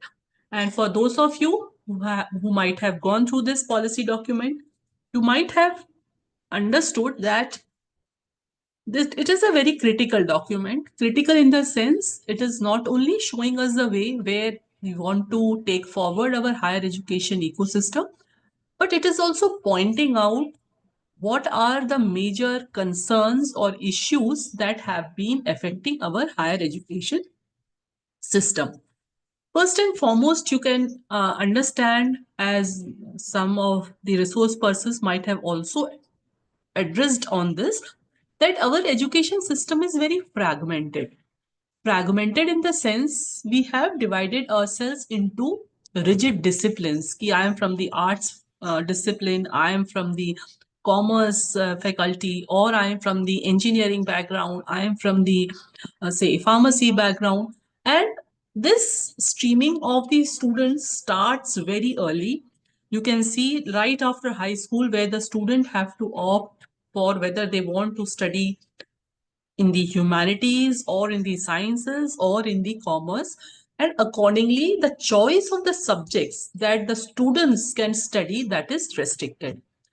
So due to this, you can say, no doubt, on one end the student develops a deeper understanding of some subjects, but on the other hand, one major concern is that the student sometimes fails to get a holistic view about any problem. So, if you pose any issue or any problem to the student is only able to understand that from the perspective of his or her own specialization. And also, our system has been more of a teacher centric system, whereas teachers, we are provided with a curriculum or a syllabus, and where our major concern is to complete the syllabus. But at the end of it, what the skills the student is acquiring, or what are the learning outcomes, that are somehow or sometimes missed. Although during the last, you can say, last decade or so, slowly we have been moving towards outcome based education which are more, you can say, adapted in the professional courses, say like engineering or pharmacy or even medical. But other subjects or other disciplines are also now inculcating this part in their curriculum. And also, one another concern has been the quality of education, because India, we are a very diverse country, and this diversity we can see also in respect of institutions. On one end, we have premier institutions, say like IITs or IIMs or even central universities or state universities, but the number of such institutions is very limited. The larger number of institutions we see, they are located in socio-economically challenged areas. And in these institutions, we see they are struggling to have the requisite infrastructure. And the major sufferer in this case is the student, because the quality of education that the student wants or that we may want to give to the student, that is sometimes compromised. And there are many other aspects related to limited teachers that the institutions may be having, and the limited autonomy that the institutions are having. And sometimes the teachers may be enthusiastic. For instance, they may be wanting to introduce some new courses or some implement some new elements in the curriculum, but they do not have the freedom or autonomy, because we are bound by the rules, acts, and statutes of the university. And sometimes the heads of our institutions, whether it is principals or heads or directors, they may not be giving us much freedom to bring about these changes. And also, one another issue with the large affiliating universities that we are having is कि sometimes under these universities we have very large number of colleges. And कई बार ऐसा भी होता है कि hundreds of colleges एक institution, एक university के jurisdiction में रहते हैं, और इतनी सारी यूनिवर्सिटीज, इतनी सारे कॉलेजेस का मॉनिटर करना, उनको, उनके स्टैंडर्ड्स को इवेल्युएट करना, वो मेंटेन कर पा रहे कि नहीं कर पा रहे, ये कई बार पॉसिबल नहीं हो पाता है. और क्योंकि in today's session, today we are talking about research, we see that the major of our institutions, the focus on research is very less. And there are a number of factors which are responsible for it. And instantly the thing that comes to our mind is कि जो research, क्योंकि बहुत fund एक intensive activity है, research को pursue करने के लिए फंड्स की जरूरत पड़ती है, और हमारे यूनिवर्सिटीज या कॉलेजेस, हमारे पास फंड्स की हमेशा कमी रहती है, और रिसर्च इसमें सबसे ज्यादा एक बैकसीट ले लेता है. और एक अर्नेस्ट एंड यंग की रिपोर्ट भी आई थी 2024 में, जिसमें it was highlighted that India is, जो इंडियाज हायर एजुकेशन सिस्टम जो है, it is third largest in the world. Like we have over 58,645 institutions, but out of these, मतलब over 58,000 institutions, only 850 institutions are truly devoted to research. यानी कि हम देखें तो only 1.5% institutions जो हैं वो research उनका main focus रहता है. तो ये कुछ concerns हम देखते हैं कि जो कि higher NEP में इसको हाईलाइट किया गया है. और इसी को रखते हुए हम देखते हैं कि जो मेजर प्रोविजंस हमको दिखाई देते हैं नेशनल एजुकेशन पॉलिसी के द्वारा, whether it is the emphasis more on interdisciplinary education, the choice given to the students in terms of, not only in the terms of subjects, but also in terms of multiple entry and exit points. Then there is also, now we have to carry out holistic and continuous assessment of the student, कि student का assessment सिर्फ एक semester के and में या year के and के examination से नहीं करना है, बल्कि उसका हमको रेगुलरली अलग अलग तरीकों से हमको स्टूडेंट्स का असेसमेंट करना है. Then also there is now much more focus you will see on skill development. Skill development के बहुत सारे कंपोनेंट्स हमारे करिकुलम में अभी इन्वॉल्व हो रहे हैं. Whether it is in terms of internship की रिक्वायरमेंट है या ऐसे कोर्सेज को भी इंट्रोड्यूस करने की बात है जो कि स्किल बेस्ड कोर्सेज हैं। और रिसर्च के मायने में अगर देखा जाए तो एक बहुत इम्पॉर्टेंट जो चीज एनईपी में हाईलाइट की गई कि there will be an establishment of NRF, that is national research foundation. Now अगर हम if we just go back and see कि क्या गोल्स रहते हैं हायर एजुकेशन के लिए, so one of the major goals that has been set by the national education policy is that we have to increase the GER up to 50% by the year of 2035. Can any of the participants share what is this GER?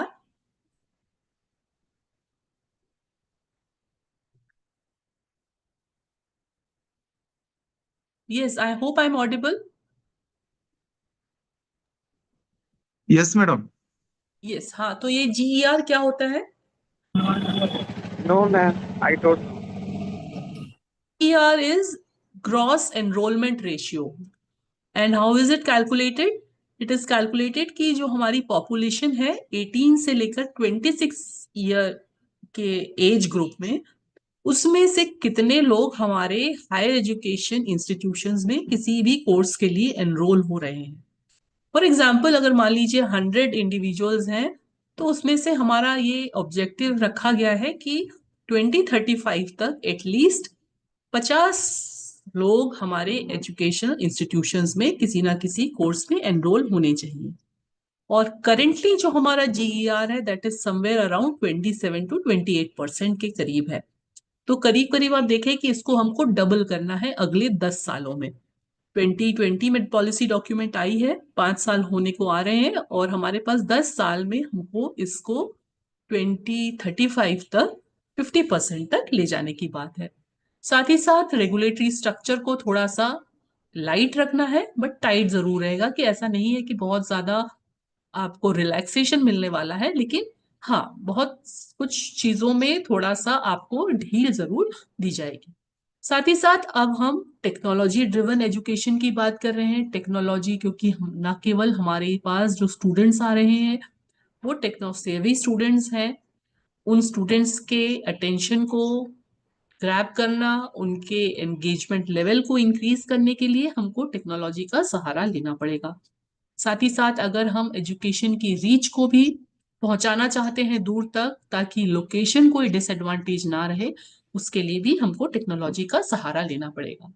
साथ ही साथ अब ये भी बात है कि हमारा जो करिकुलम भी फ्लेक्सिबल होगा और जिससे कि स्टूडेंट्स जिस तरह के भी सब्जेक्ट्स जो भी अपनी बास्केट अपनी सेलेक्ट करना चाहता है कि एक ह्यूमैनिटीज से लेना है, एक साइंस से लेना है, दो गो कॉमर्स के सब्जेक्ट पढ़ना चाहता है, तो उसको ये फ्लेक्सिबिलिटी देनी है ताकि स्टूडेंट का एक होलिस्टिक एजुकेशन हम प्रोवाइड कर सके। साथ ही साथ there will be now autonomy institutions को प्रोवाइड करेंगे ताकि, लेकिन ये जो होगा सूटेबल एक्रेडिशन प्रोसेस के थ्रू होगा ताकि इंस्टीट्यूशंस अपने लेवल पर और अपने एक्सेलेंस को इंक्रीज कर सके। साथ ही साथ ज्यादा से ज्यादा इंस्टीट्यूशंस में अब हमको ऐसे कोर्सेज टीच करने हैं जो कि हम एटलीस्ट इंडियन लैंग्वेजेस में उनको स्टूडेंट्स को ऑफर कर सके या एटलीस्ट हम बायलिंगुअली उन स्टूडेंट्स को प्रोवाइड कर सकें। तो अगर हम देखें कि कोई भी हायर एजुकेशन इंस्टीट्यूशन अगर है तो उसके 5 मेजर एलिमेंट्स होते हैं। 5 मेजर एलिमेंट्स में सबसे पहला एलिमेंट जो होता है that is teaching and learning, because ultimately our higher education institutions these are centres of learning जहां पर स्टूडेंट्स को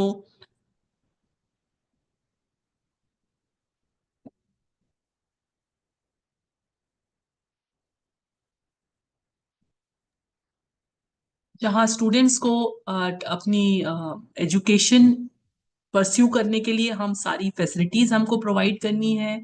ऐसा एक कंड्यूसिव एनवायरनमेंट हमको स्टूडेंट्स को प्रोवाइड करना है कि वो अपने फुल पोटेंशियल को अचीव कर सके। साथ ही साथ ये वो भी सेंटर्स हैं जहां पर हम करंट इश्यूज हैं उसको लेकर हम रिसर्च कर रहे हैं, जहाँ पे जो नई डिस्कवरीज हो रही हैं, और ये इससे ना केवल एकेडमिक एनवायरनमेंट हमारा सुदृढ़ होता है या स्ट्रांग होता है, but it also helps in solving problems of the society also. Then these are also centers where the people from different stakeholders from diverse backgrounds are coming. They are interacting with each other. Their creativity is being explored, and their interactions also ensures that आपका एक society जो है वो आप कुछ उनमें values भी हम प्रोवाइड कर सके. Then these are also centres where the students ये भी अंडरस्टैंड कर पाते हैं कि सोसाइटी की क्या इश्यूज है और उनके क्या कंसर्न्स हैं, और जो वो लर्निंग्स एक्वायर कर रहे हैं या जो स्किल्स वो गेन कर रहे हैं उससे वो प्रॉब्लम्स को जरूर उनका सॉल्व कर सके. साथ ही साथ हायर एजुकेशन इंस्टीट्यूशंस की ये भी रेस्पॉन्सिबिलिटीज है कि वो आपकी डिफरेंट जो सेगमेंट्स हैं सोसाइटी के उनको सर्विसेज प्रोवाइड कर सके, और जो भी वो नॉलेज क्रिएशन हो रहा है या जो भी अपनी रिसर्च के आउटकम्स हैं उसको वो बाहर सोसाइटी तक भी पहुंचा सके. Now coming to the theme of our session, that is higher education. तो अगर आप देखें कि हायर एजुकेशन में सॉरी रिसर्च, तो research, what is research basically?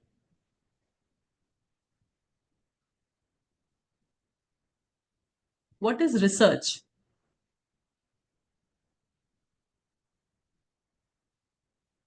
Yes, any of the participant?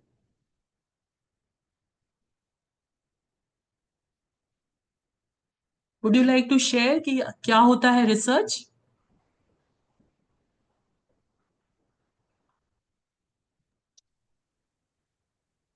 Hello madam. हाँ, yes. हाँ, हाँ, जैसा कि research. हाँ. बार बार किसी जैसा कि कोई कंसेप्ट के ऊपर काम हुआ हो, उसके बाद भी उस पे फिर से काम करना, यानी बार बार किसी कंसेप्ट का शोध लेना। हम्म, ये रिसर्च है. ठीक है, और कोई कुछ ऐड करना चाहेगा इसमें?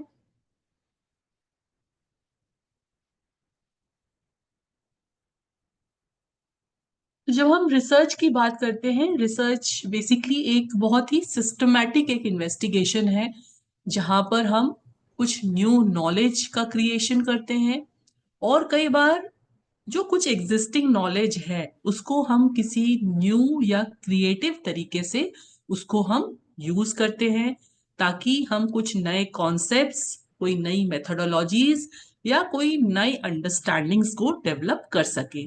और इसमें कई बार क्या होता है कि जो प्रीवियस रिसर्च हुई है उसको हम लेते हुए, उसको एनालाइज करते हुए कुछ नए या क्रिएटिव आउटकम्स की तरफ भी हम बढ़ते हैं. So whenever if you see this definition of research, this is inconsistent with the broad notion of R&D, जहां पर R&D में बेसिकली हम क्या काम काम करते हैं कि जहां पर हम कुछ एक सिस्टमैटिक तरीके से हम कुछ क्रिएटिव काम करते हैं जिससे कि ना केवल हमारा नॉलेज इंक्रीज होता है, लेकिन हम उस नॉलेज को कुछ उसके नए एप्लीकेशंस भी हम डेवलप कर पाते हैं. तो अल्टीमेटली अगर हम देखें तो any research activity it has two major objectives. I think someone is scribbling on the screen और व्हाट. सो अगर आप देखें कि रिसर्च एक्टिविटीज के दो मेजर ऑब्जेक्टिव्स हैं, one is the discovery of new knowledge, and second one is with this new knowledge we can also be developing new technologies. And when we are talking of new technologies, it can be for the development of new processes, or it can be for the development of new products, or it can also be a new way in which the services are provided. Now आजकल हम एक और term बहुत ज्यादा सुन रहे हैं, that is your innovation, right? तो ये इनोवेशन क्या होता है? What is this innovation, and how is it different from research, और how is it different from invention, और is it one and the same thing? Innovation या नवाचार हम कहते हैं, what is it basically? I hope I am audible. My voice is reaching out to you.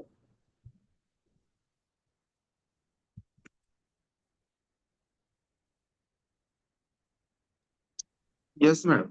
हाँ, yes. तो ये क्या होता है innovation? Hello, ma'am. Can I try answering?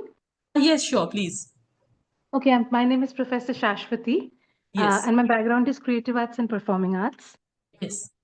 So I think innovation could be, with an example, I would like to explain, an addition or extension to something new in an already existing platform. For example, Niladri Kumar invented the electronic sitar.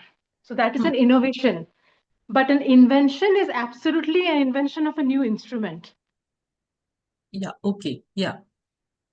Very true. Yeah, thank you.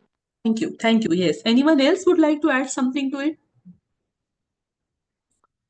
So when we are using the term innovation, innovation is basically the practical implementation of those new ideas. और इसमें जो कोई existing चीज है, जैसा कि अभी doctor नाग ने बताया, शाश्वती नाग जी ने, कि उसमें कुछ नयापन हो सकता है या उसको और ज्यादा बेटर बनाया जा सकता है, या जो आइडियाज है उसको हम आगे कुछ यूटिलिटी के लिए हम उसको डेवलप करते हैं. But one thing that is very important for any innovation is that it should lead to revenue generation, or it should have some economic value attached to it, or it should do some good for the society. Only then it is an innovation. So you will see that nowadays so much emphasis is paid on innovation. Even institutions में भी, आपके institutions में भी होगा, IIC, Institution Innovation Councils are now being established. And because आप देखेंगे कि innovation, it is basically an extension of the research only.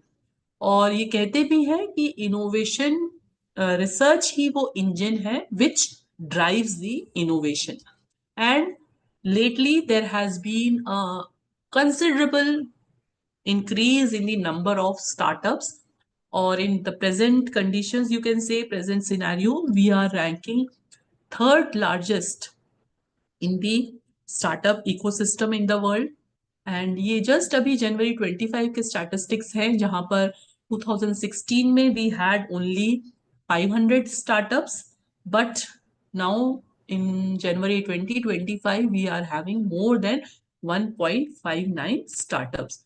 और 2014 में जैसे कहते हैं कि जस्ट 50 स्टार्टअप्स थे बायोटेक सेक्टर में, but now there are more than 66,000 startups specifically in the biotech sector. और इसके लिए आप देखेंगे कि मेजरली दो स्कीम्स रही हैं गवर्नमेंट की, एक था स्टार्टअप इंडिया और एक था स्टैंड अप इंडिया स्कीम. और ये जो स्टार्टअप इंडिया स्कीम है, यहाँ पर अगर कुछ आपके इनोवेटिव आइडियाज हैं तो उसके लिए आपको फंडिंग दिया जाता है, और this funding is on very low interest rate. Apart from funding, you are also connected with the industry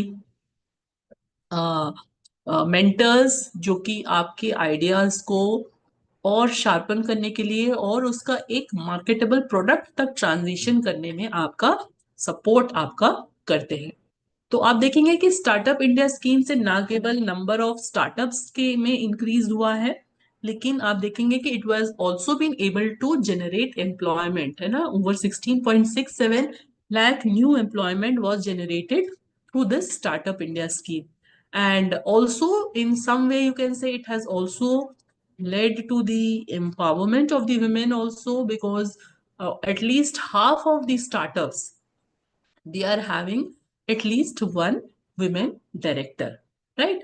Or one more scheme is of the stand up India scheme, that is specially for the marginalized sections of the society, whether it is women entrepreneurs or the entrepreneurs from the SC/ST community. So all these schemes has, you can say, led to a boom in the startup industry or startup sector in our country. So just why I am talking about this innovation is because ultimately innovation जो है it is related to the research. किस तरह से just if you take a seed, अगर कोई आपका idea है, innovative idea है, अगर आप हम सीड को जब हम बोते हैं तो we have to first prepare the ground, है ना, ऐसे ही हम जमीन पे नहीं डाल सकते. First you have to prepare the ground, and that is what the education does. That is, it helps in preparing the ground. Then once we have prepared the ground, then we also have to ensure that the soil is a nurturing one. It has the requisite minerals or requisite elements which are required to support the growth of development of a seed into a plant. And this is what you can say the research or all the information does, that is by providing a nurturing environment. And just as a seedling develops and it starts growing, we also have to ensure that there are no unnecessary weeds that are growing around that plant which will hamper the growth of that particular new seedling. And this is what you can see these schemes of Startup India and Stand Up India, this provides is that they not only gives you financial support, but it also provides you hand holding opportunities to further refine your ideas and convert them into a marketable product. And just like if a plant has to reach to its full potential as to grow as a full grown plant or a tree, it is very important that there has to be continuous supply of certain resources, whether it is water, whether it is air, whether it is sunlight. And this is what the finance does कि आपको continuous हमको resources की जरूरत हमको पड़ती है. Now आप देखेंगे कि पिछले सालों में जो ग्लोबल इनोवेशन इंडेक्स है इसमें भी काफी इंक्रीज हुआ है. वी वेर 2015 में we were at the 81st rank, but in 2024 the ranking we have climbed up to 39. और जब हम इनोवेशन इकोसिस्टम की बात करते हैं, so it includes not only the private and the public sectors and the civil society, but academia also has a very important role in providing a nurturing environment to the innovation ecosystem. So if we look around, we will see there are a number of examples where India has emerged as a leader in the industry by the virtue of its R&D. Whether we take the sectors of IT or automobile industry or the pharmaceutical industry or the telecommunication sector, even the new emerging areas of IoT or artificial intelligence or data analytics, these are also those areas where India has been doing good not only in the manufacturing sector, but it has also been able to provide trained manpower to the industries in these particular areas. Right. So, with this backdrop, I would like to raise one more question to the participants. Why do you think it is important for higher educational institutions to be engaged in the conduct of research? हम लोग क्यों research करना चाहिए हमको अपनी universities या colleges में? क्यों जरूरी है हमारे लिए?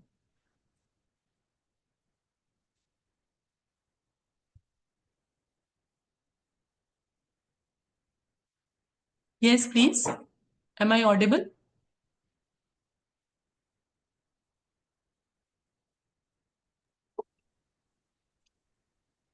Yes, participants, please respond. Yes, madam, you are audible. Yes, so I just wanted to know, like, it is not like I am trying to look or trying to find some answers from you, but just to have your inputs as to why do you think it is important for us in universities or colleges to be engaged in research? What are the reasons? Or what is the significance of research in higher educational institutions? क्योंकि हमसे कहा जाता है ना कि you have to not apart from your teaching assignments you also have to be involve in research. तो ये क्यों जरूरी है हमारे लिए? What is the necessity for it? Madam, society के डेवलपमेंट के लिए, नेशन के डेवलपमेंट के लिए, और जो न्यू क्रिएशन है, इनोवेशन है, वो रिसर्च से आता है। हाँ, बिल्कुल सही कहा आपने। तो हम जब देखते हैं कि डॉक्टर प्रवीण जी ने बहुत सारी बातें बता दी आपको, बट मैं और थोड़ा सा इलैबोरेट करते हुए आपसे शेयर करती हूँ कि पहला तो रीजन है कि जब अगर हम as faculty members if we are engaging in research we remain updated with the current knowledge, current cutting edge technologies, and whatever these new knowledge that we are acquiring, or whatever there is expansion in our understanding, expansion in our perspectives, we are able to bring that to our classrooms. So हम कहीं ना कहीं हमारा जो हम research में engage होके हम जो नई चीजें जानते हैं, सीखते हैं, उसका फायदा हमारे स्टूडेंट्स को भी मिलता है. And if you see the institutions where research is the focus, it will be able to attract the best meritorious students. It will be able to retain the best faculty members in their institutions. Right? And quality of education इससे क्या होती है, फिर improve होती है. और अगर हम देखें कि आप किसी भी एक्रेडिशन में, नैक मान लीजिए, नैक के एक्रेडिशन के लिए जाते हैं या आप एनआईआरएफ में पार्टिसिपेट करते हैं, वहां पर भी रिसर्च का एक बहुत इंपॉर्टेंट कंपोनेंट होता है. आप में से कोई बताना चाहेगा what is the weightage of research and innovation in NAAC? कुछ वेटेज है क्या उसका?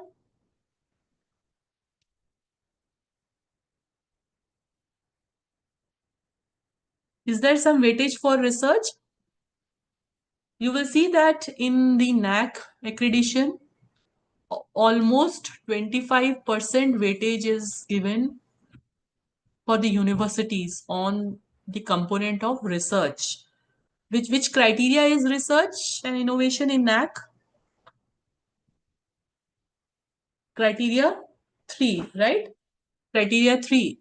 And even and for colleges and all, it is almost 57% weightage is given for the research, right? And even in the NIRF also significant weightage is given for the research, because ultimately research से बहुत सारे दूसरे factors indirectly related रहते हैं कि हमारे यहाँ कितने students PhD के लिए enroll हो रहे हैं, कितने students को PhD एक particular period में award हुई, कितने हमारे पास रिसर्च के लिए फंडिंग हमारे इंस्टीट्यूशंस में आई, कि हमारे पब्लिकेशंस, हमारे patents.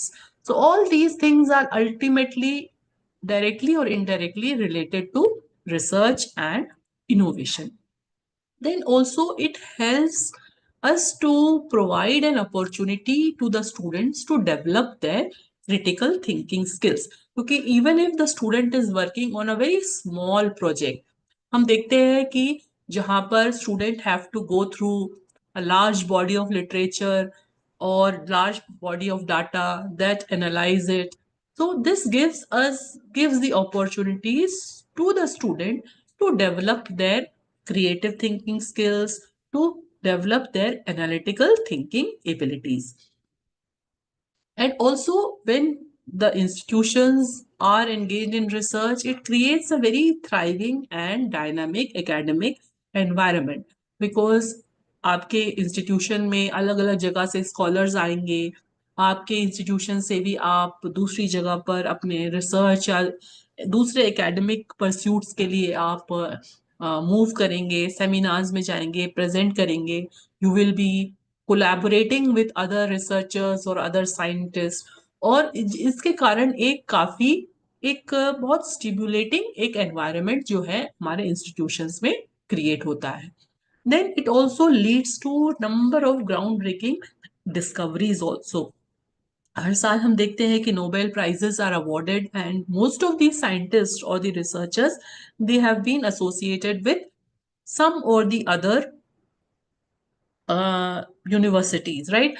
Even you might have heard like how this the जो COVID-19 का vaccine जो था that was developed through the research that was done in the Harvard University, and they then transferred this technology to the Johnson and Johnson, और जिसके बाद एक successful product जो है वो कोविड का वैक्सीन के रूप में मार्केट में आया। सो और जो हम इनोवेशन की भी जब हम बात कर रहे थे, तो इनोवेशन भी जो है कहीं ना कहीं it depends upon the research ecosystem in your institution. And as Dr. Praveen has also highlighted, that it helps us to improve the lives of the people around us. It helps us to solve the problems that may be prevailing in the societies. And last but not the least, it also stimulates the economic growth of our institution. क्योंकि हम देखते हैं कि अगर हमारे institution में faculty members they are inclined towards research, they will be looking for trying to identify funding agencies which can support their research proposals. So they will be writing the research proposals, they will be submitting to them, और उनको जो research grants आती है तो उससे हमारे institution का एक एडिशनल एक आप कह सकते हैं एक हमारा रिसोर्स जो है जनरेट होता है। साथ ही साथ we may also be looking out for collaborators, we will be looking out for partnerships to conduct the research. Maybe some facilities we may not be having, so we may be identifying the partners or the collaborators who can support us in furthering the research project that we may be designing. So in this way, you can now better appreciate why it is important for us in higher educational institutions to focus on research as well apart from our teaching assignments. So just a quick data share आपसे करना चाहते हैं कि आप देखेंगे कि जो हमारा स्पेंडिंग कितना है R&D के ऊपर एज अ कंट्री, अगर हम देखते हैं our spending is very less in comparison to not only developed countries से UK, US, even smaller countries से लाइक मलेशिया है, इटली है, इवन चाइना जो हमारा सबसे बड़ा कॉम्पिटिटर है, they are also spending much more on research than what we are spending. And even though there has been a progressive increase, ये जो आप बार देख पा रहे हैं कि during the last many years there has been an increase in the R&D expenditure, लेकिन कहीं ना कहीं अगर आप देखें कि इसका R&D जो है वो का जो एक्सपेंडिचर है वो जीडीपी का कितना परसेंटेज है, जो रेड लाइन से आप देख पा रहे हैं कि आप देखेंगे कि R&D का एक्सपेंडिचर कहीं ना कहीं हमारा स्टैग्नेंट रहा है, which is very low then the what the global standards are there. और जो ये वर्ल्ड डेवलपमेंट का इंडिकेटर्स है जिसमें आप देखते हैं कि जीडीपी का कितना परसेंटेज हम R&D पे स्पेंड कर रहे हैं, तो ये जो कंट्रीज हैं, जर्मनी है, जापान है, चाइना है, यूएस है, इनका जीडीपी तो हमसे काफी ज्यादा है ही, लेकिन उस जीडीपी में भी आप देखें कि हमारा जो प्रपोर्शन जो हम रिसर्च के ऊपर स्पेंड कर रहे हैं that is only 0.65%. And majorly there are 4 sectors you can say which contributes to the spending on R&D. One is the government agencies, second is the private business enterprises, third is the higher educational institutions, and fourth one is the private non-profit organizations. So if we closely look at the statistics of the India, we will see that कि our dependency on government funds is very high. तो जितना भी हम R&D पे spend करते हैं उसमें से 56.1% तो हमारा गवर्नमेंट से आता है, और बाकी आप किसी भी कंट्री का देखेंगे तो आपको दिखेगा कि गवर्नमेंट का कंट्रीब्यूशन उतना ज्यादा रिसर्च में नहीं रहता, और इंडस्ट्री का प्रपोर्शन आप देखेंगे कि दूसरी कंट्रीज में काफी ज्यादा रहता है ना, और हमारे यहाँ पे it is only 36.8%. Similarly higher educational institutions का कॉन्ट्रीब्यूशंस भी जो है it is much less on research as compared to other countries, and almost it is negligible for the private non-profit organisation. तो कहीं ना कहीं हमको ये भी दिखाई दे रहा है आपको यहाँ पर कि ऐसे कौन से सेक्टर्स हैं जहां से हमको और ज्यादा रिसर्च के लिए फंडिंग लाने की जरूरत है, हमको इंडस्ट्री से और ज्यादा फंड लाने की जरूरत है। और ये भी हमको ध्यान में रखना पड़ेगा कि अगर हमको इंडस्ट्री से, if you want to procure funds from the industry, our research should be focused on the areas which will be useful for the industry, because unless and until आपके रिसर्च आउटकम से industry को फायदा नहीं होगा तो वो आपके research के लिए वो फंडिंग्स नहीं देगा। सो आप देखेंगे कि और भी थोड़ा सा एक लास्ट ये भी आप देखते हैं कि जो गवर्नमेंट के फंडिंग जो आते भी हैं हमारे पास, उस फंडिंग में से ऑलमोस्ट 50% जो है वो स्पेस रिसर्च और डिफेंस रिसर्च पे चला जाता है, और दूसरे सेक्टर्स को रिलेटिवली कम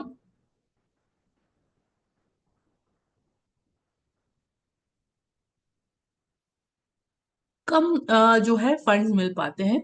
और इसके कारण आप ये भी जरूर है कि हमारा स्पेस रिसर्च और डिफेंस रिसर्च जो है, they are one of the leading researchers जो है that has been conducted in these areas, and we have been able to achieve many a milestones है ना in these sectors, right? Now what does NEP is saying about research? NEP very categorically says that if we want to enhance the quality of education, we will have to focus on research and innovation। कि quality of education को बढ़ाने के लिए सिर्फ classrooms अच्छी बनाकर या text books अच्छी बनाकर अकेला नहीं होगा, लेकिन हमको रिसर्च और इनोवेशन को भी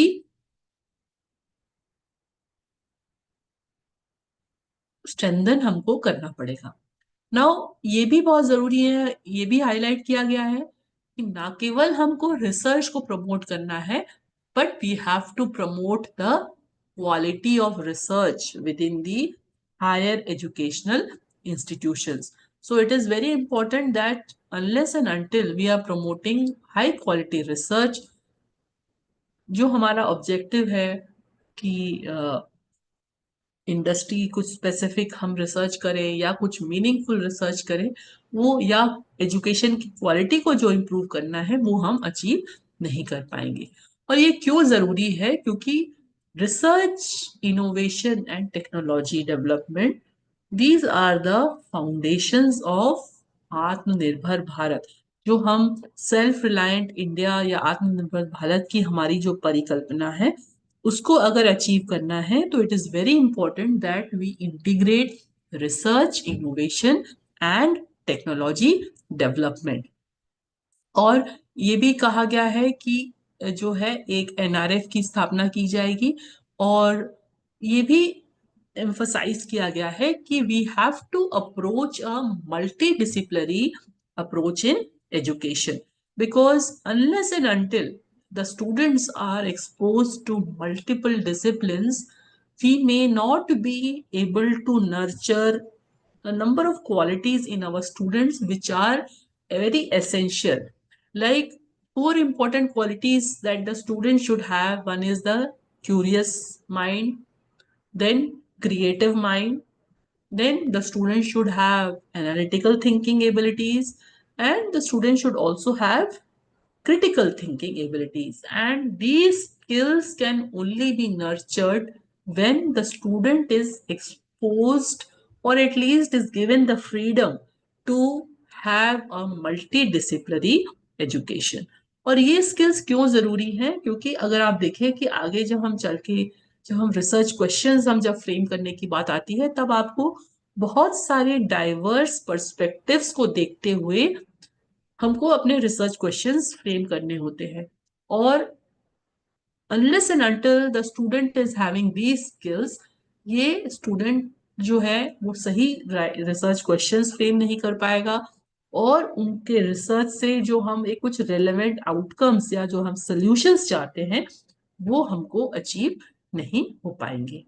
और इसी के डायरेक्शन में आप देखेंगे the UGC has also come up with the guidelines for establishing the R&D cells in higher educational institutions. And ये जो higher educational institutions में हमारा एक R&D cells होना चाहिए. Have you, does any of your institutions, do you have a formal R&D cell? Yes, please, participants. और अगर है तो कुछ आप शेयर करना चाहेंगे उसके बारे में? Because these are all like interactive sessions, no? It is the participants, you should also share your observations, right? So am I audible?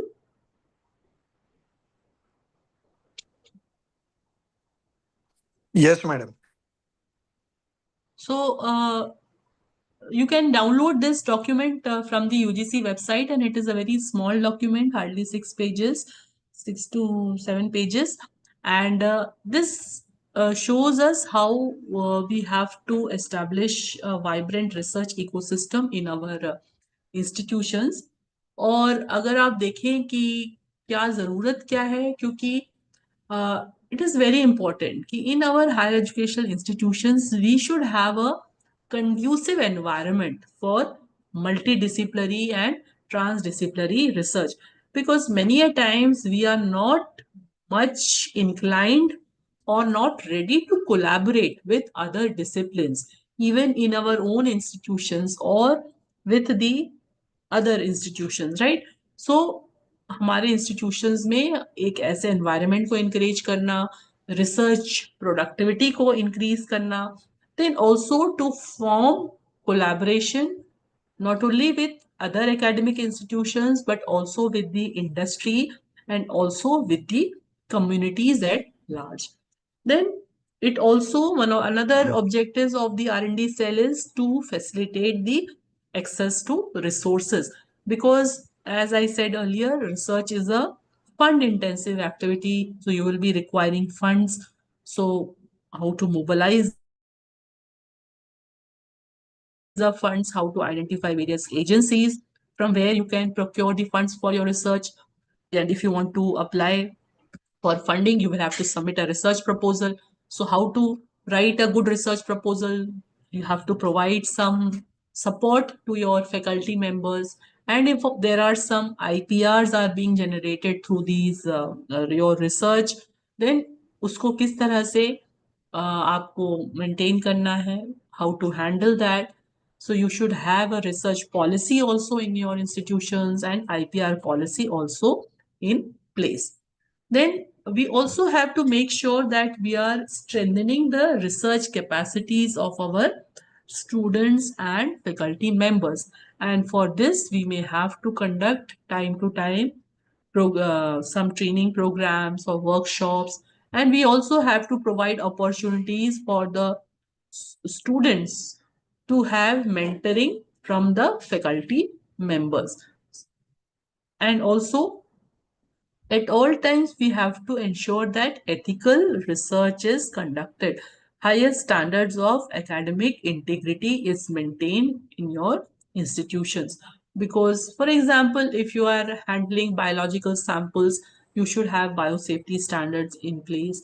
If you are handling animals for some experiments, all the protocols should be approved by the Institutional Animal Ethical Committee. And in this way, it encourages that all the higher educational institutions should establish an R&D cell, and it is up to the institution to identify कि they have to identify कि वो उनका क्या context है, वो उनकी क्या needs है, उस हिसाब से they can identify the thrust areas. But it is important that the structure that the R&D cell is having, it should have representatives from different disciplines. ऐसा नहीं होना चाहिए कि सिर्फ एक या दो departments के faculty members ही आपके R&D cell के member हैं. So it should have representation from as many as relevant departments or disciplines of your institution, and even different stakeholders also. You should also have representatives from students, from industry, from community, and even from alumni if you want. And so this is the this has been proposed. So this is the proposed organizational structure for our R&D cell, where there will be an research advisory council, which will normally be chaired by the vice chancellor of the university or the principal of a college, or they can also nominate someone to act as the chairperson. Then there will be a director of the R&D cell who will act as a convener. And for the smooth functioning of the various activities, you can further decentralize by constituting different committees for looking after the different parts or different functions of the R&D cell. So this what was proposed in the National Education Policy, that is Anusandhan National Research Foundation. This has been notified last year, and the basic purpose of this Anusandhan National Research Foundation is basically to grow and promote R&D and foster a culture of research and innovation throughout India's universities, colleges, research institutions, and R&D labs. So ultimately, this will act as an apex body to provide high level strategic direction of scientific research in the country as per the recommendations of the NEP. And also the fields that have been identified for now that include your natural sciences, including mathematical sciences, engineering and technology, environmental and earth sciences, health and agriculture. But that doesn't mean that there will be no involvement of the researchers from the humanities or the social sciences, because if your research is at an interface where you want to take the findings from your research to the community, to the society, we also need the expertise of the people from humanities and the social sciences.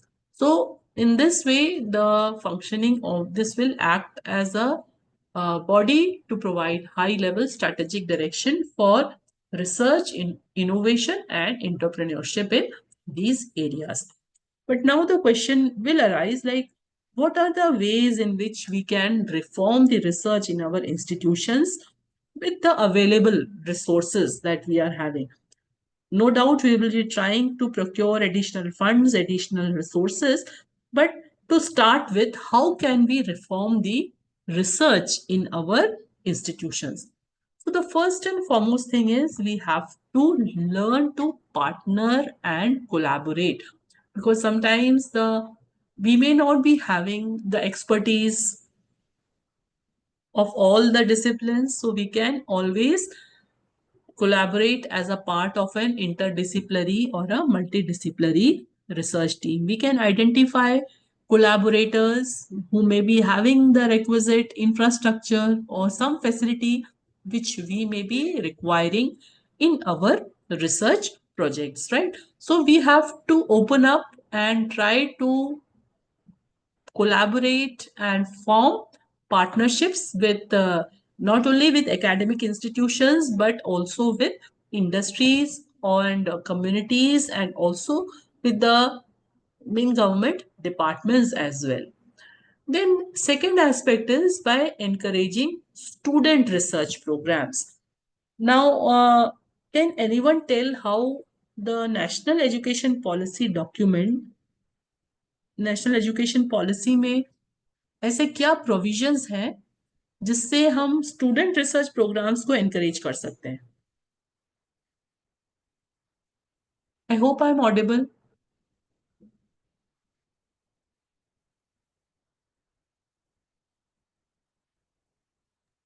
Yes, madam. हाँ, yes. What are some new thing? What is the new thing that has been introduced through national education policy जिससे अब हम और students को research programmes में engage कर पाएंगे या एनकरेज कर पाएंगे?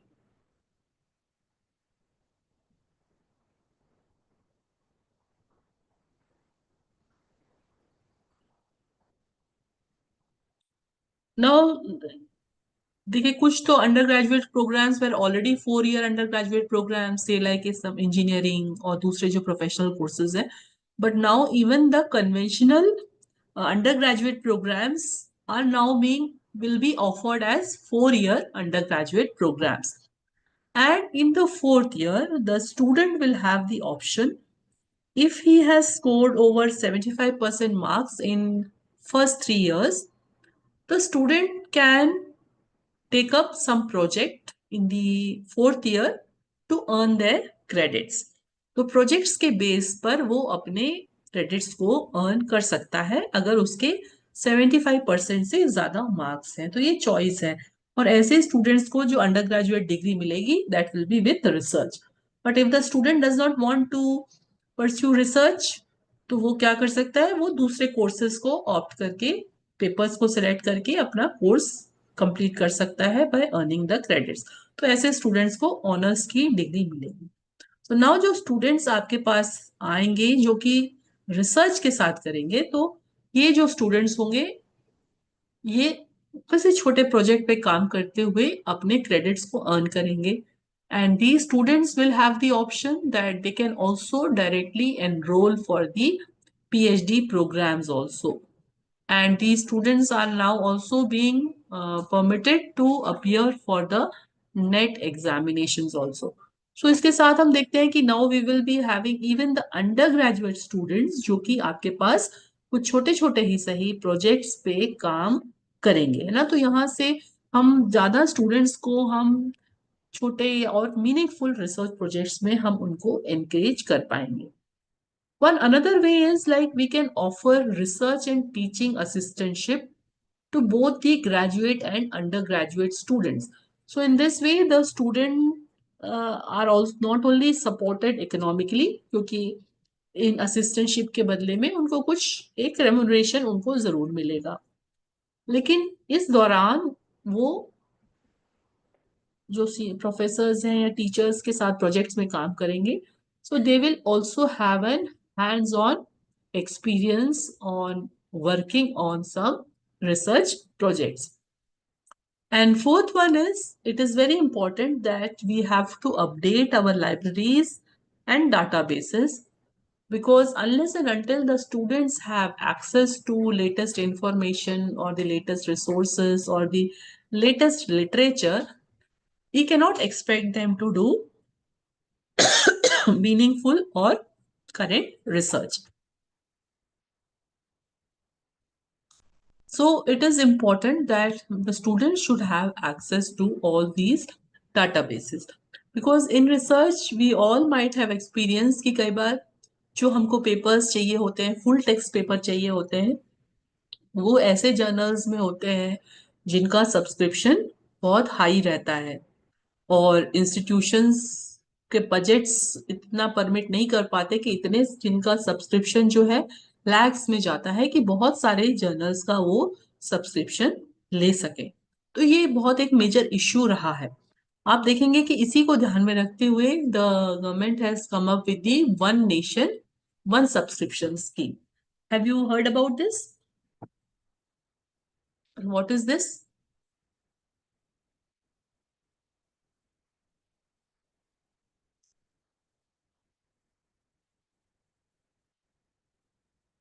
Yes, participants, please. I hope you all are with me. Hello everyone. Yes, madam. Yes.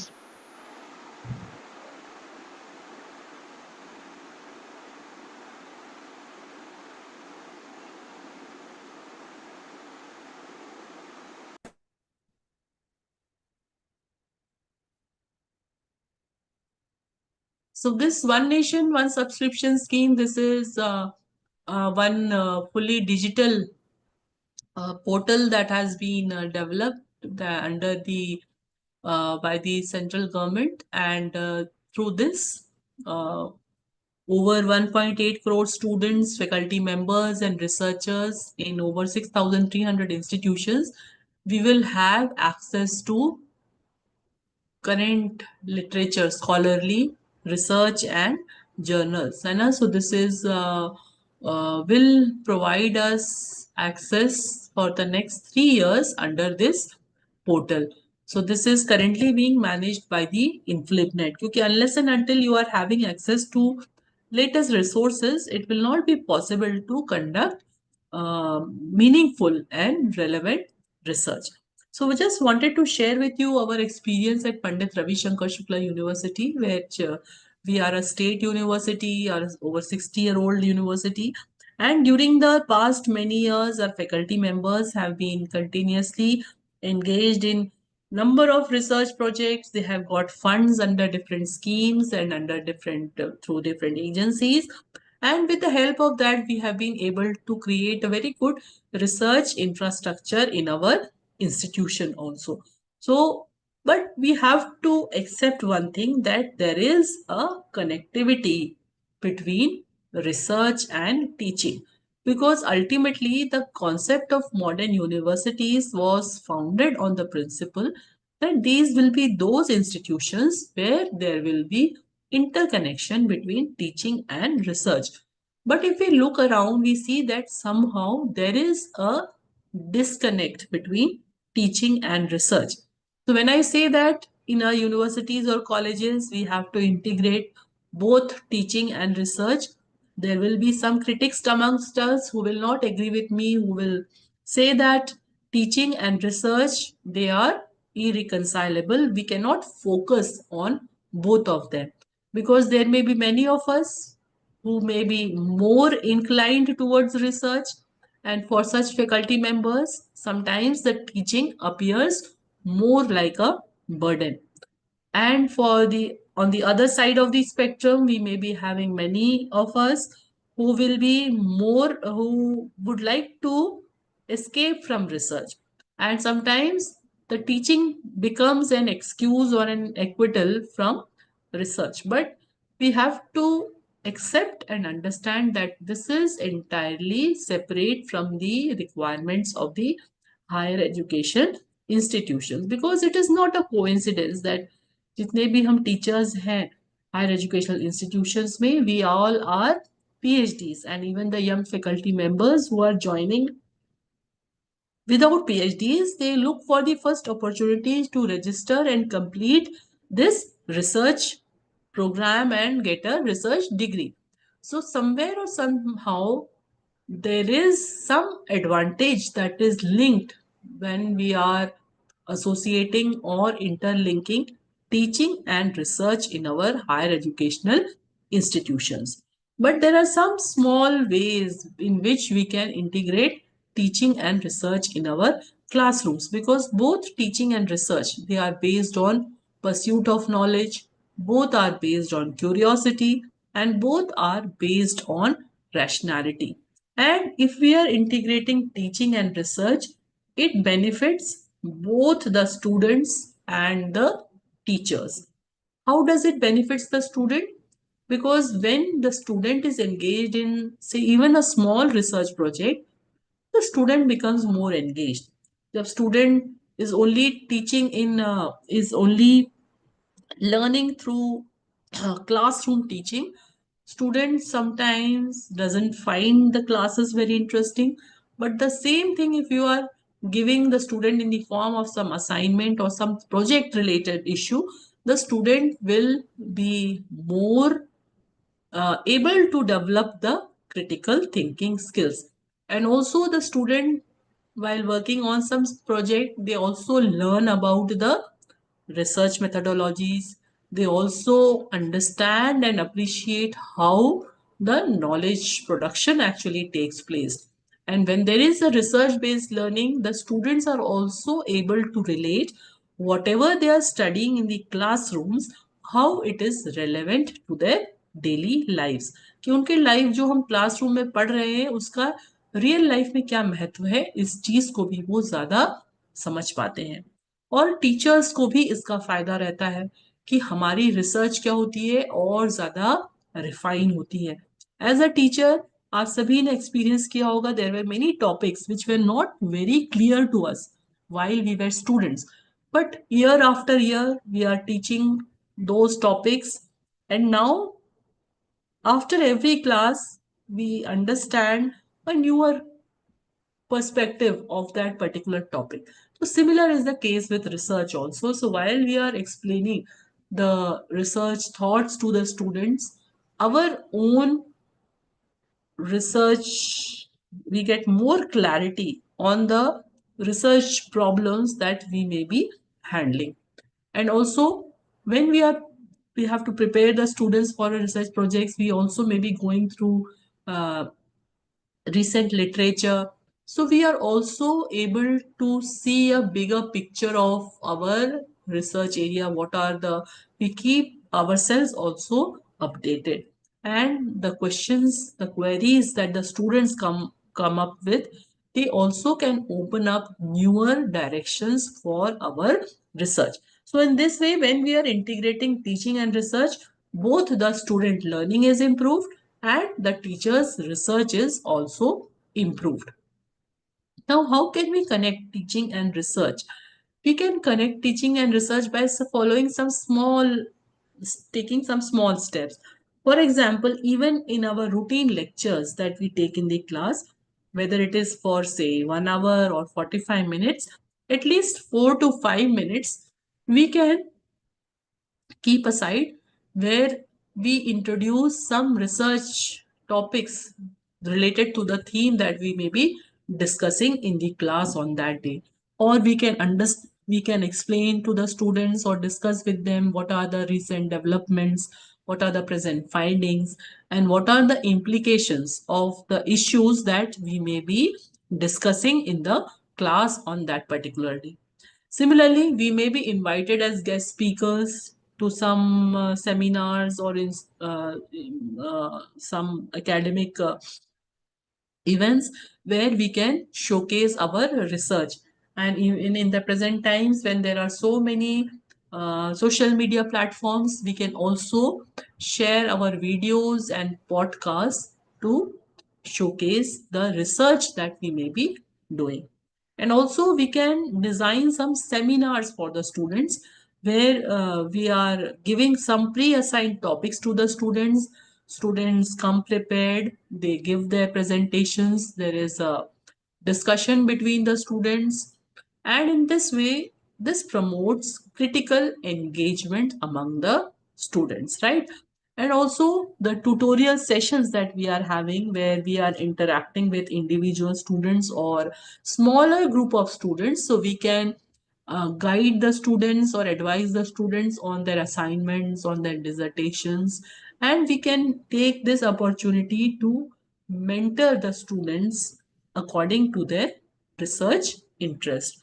Similarly, we can also plan some workshops for the students, because in our institutions we may be having a number of say instruments or equipments or some softwares also जो कि routine में students के curriculum में शायद वो cover नहीं होता है, तो students are not exposed to their instruments or equipments or those softwares. तो हम स्टूडेंट्स को उन इक्विपमेंट्स के साथ हम एक वर्कशॉप डिजाइन करके उनको एक हैंड्स ऑन एक्सपीरियंस दे सकते हैं. And we are always having this option of using the online platforms, क्योंकि we are having limited time that we are having to interact with the students face to face, but we can always share the materials and outputs, research outputs with the students through online platforms. We can communicate with them, we can interact with them, we can answer to their queries through these online platforms. So these are some of the ways with which we can connect teaching and research.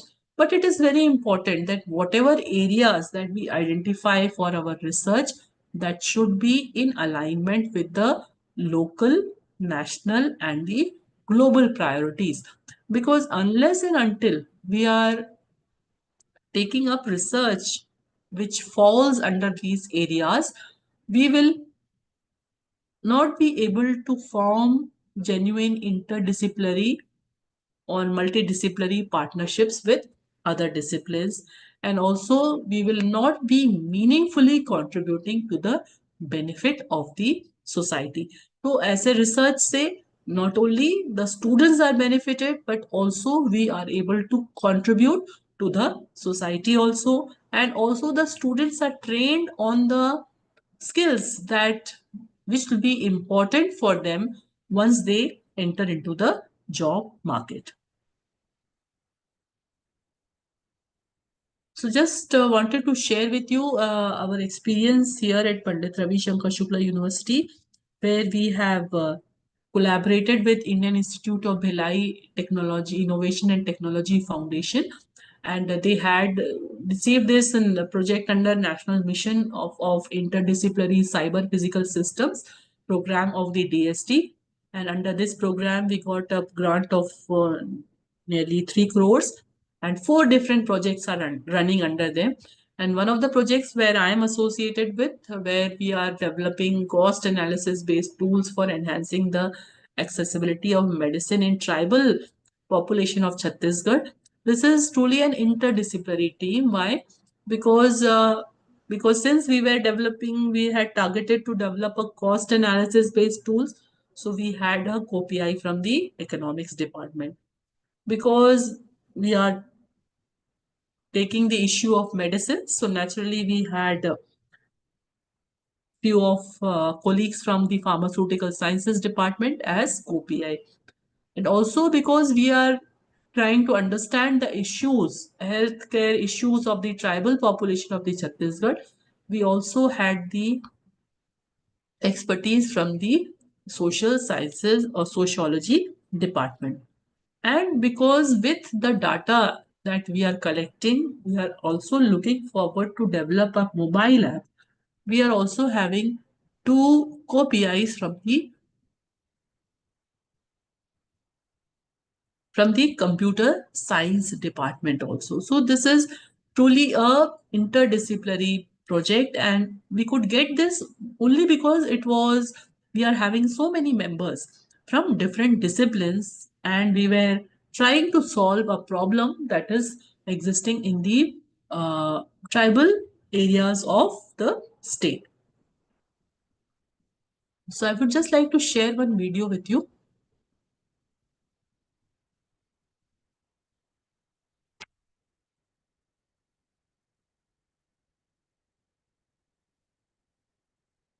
Just let me know if it is audible. Yes, ma'am. Yes, madam.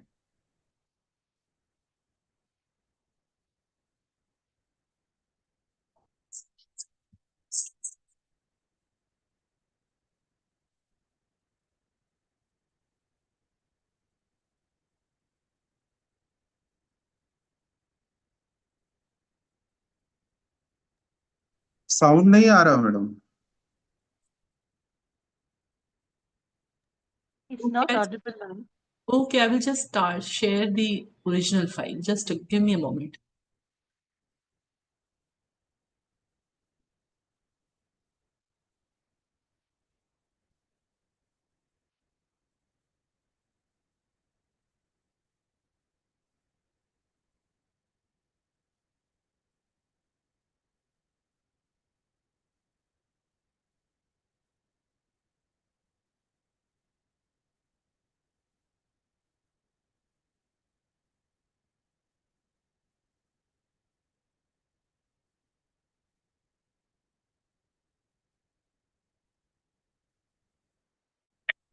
अब आ रही है आवाज?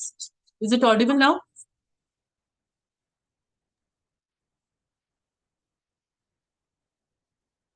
Video की आवाज नहीं आ रही madam. It's still not audible, ma'am.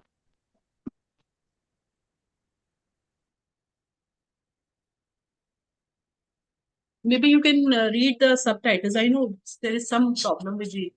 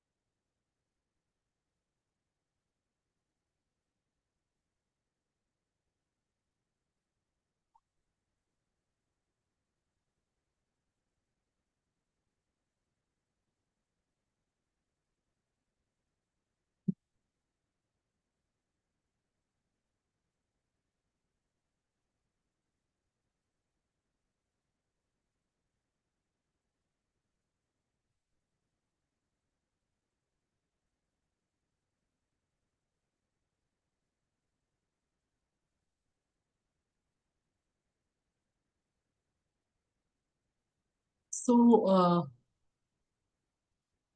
now you can better, I think, appreciate why interdisciplinary approach is very important, because जो भी हमारे चारों तरफ हम प्रॉब्लम्स देख रहे हैं, वो सारे प्रॉब्लम्स जो है काफी कॉम्प्लेक्स है और मल्टी डायमेंशनल है, मल्टी फेसेटेड है, और एक अकेला डिसिप्लिन जो है प्रॉब्लम्स को समझकर उनके सॉल्यूशंस नहीं ला सकता। चाहे हम क्लाइमेट चेंज की बात करें, चाहे हेल्थ केयर की बात करें, चाहे पॉवर्टी की बात करें, बहुत सारे ऐसे जो इश्यूज हैं वो हमको मल्टी डिसिप्लिनरी टीम या इंटरडिसिप्लिनरी टीम के तौर पर आएंगे, तभी हम उसका आंसर दे सकते हैं। साथ ही साथ जब हम ये इनोवेशन को भी प्रमोट करता है, क्योंकि जब हम डिफरेंट डिसिप्लिन्स के लोग आते हैं एक साथ, तो वी आर हम काफी नए आइडियाज आते हैं हमारे जो इंटरेक्शन से। हमारी रिसर्च की क्वालिटी भी क्या है, ये भी इम्प्रूव होती है, क्योंकि अलग अलग डिसिप्लिन्स वाले आते हैं तो अपने साथ हम अलग मेथोडोलॉजीज लेके आते हैं, अलग डाटा सोर्सेज लेके आते हैं, अलग अलग एनालिटिकल टूल्स लेके आते हैं, और इससे हमारी रिसर्च की क्वालिटी भी क्या होती है, इंक्रीज होती है। साथ ही साथ जो थ्योरी और रिसर्च प्रैक्टिस के बीच का जो गैप है, उसको भी हम थोड़ा सा नैरो कर पाते हैं, क्योंकि हमारे जो रिसर्च के फाइंडिंग्स हैं वो एक्चुअली जो रियल वर्ल्ड की प्रॉब्लम्स हैं उसको सॉल्व करने के लिए हम यूज करते हैं। साथ ही साथ हमारा खुद का जो पर्सपेक्टिव है वो भी डेवलप होता है, क्योंकि जब हम अपने सिर्फ डिसिप्लिन में ही रहते हैं तो कई बार हम एक प्रॉब्लम को देखने का हमारा एक बहुत ही नैरो पर्सपेक्टिव रहता है और हम एक दूसरे डायमेंशन से उन चीजों को नहीं समझ पाते हैं। But when we are working as an interdisciplinary team, we are expose to newer ideas, नए कॉन्सेप्ट्स आते हैं, और हम एक जो कॉम्प्लेक्स हमारे सामने इश्यू है या जो प्रॉब्लम है, उसके जो छोटी छोटी बारीक चीजें हैं उसको भी हम समझ पाते हैं। साथ ही साथ हम जो डाइवर्स मेथोडोलॉजीज हैं, डिफरेंट रिसर्च मेथड्स हैं, उनको इंटीग्रेट करते हुए एक बहुत ही, आप कह सकते हैं कि रोबस्ट हम सॉल्यूशंस हम लेके आ सकते हैं for the complex problems. And most importantly कि इससे फंडिंग की अपॉर्चुनिटी भी काफी इंक्रीज हो जाती है। आप देखेंगे कि आजकल जितने भी रिसर्च के लिए जो फंडिंग्स मिलती हैं, ज्यादातर चाहे वो गवर्नमेंट एजेंसीज के हो, चाहे इवन हम प्राइवेट इंडस्ट्रीज को भी अप्रोच करें, तो वो ज्यादातर कुछ कॉम्प्लेक्स जो प्रॉब्लम्स हैं, सोसाइटी के पास जो चैलेंजेस हैं, उनको ध्यान में रखते हुए चाहते हैं प्रोजेक्ट्स। और ये तभी पॉसिबल होता है जब हम एक इंटरडिसिप्लिनरी प्रोजेक्ट हम ट्रूली बना पाते, तो हमारे पास फंडिंग की भी अपॉर्चुनिटी बढ़ जाती है अगर हम इंटरडिसिप्लिनरी प्रोजेक्ट्स या उस तरह के प्रपोजल्स पे ज्यादा एम्फसाइज करें। So with this, thank you. I know I have run out of time. Thank you very much for your patient listening. And if there are any questions or queries, I will be more than happy to take those questions. Thank you, ma'am. Thank you. Such a wonderful and insightful session. And really, it was a long-lasting, putting a long-lasting impact towards our research. Was one question from just you two. Can you please elaborate or explain this National Research Foundation and the grants that will be available through it? Named as the Anusandhan National Research Foundation.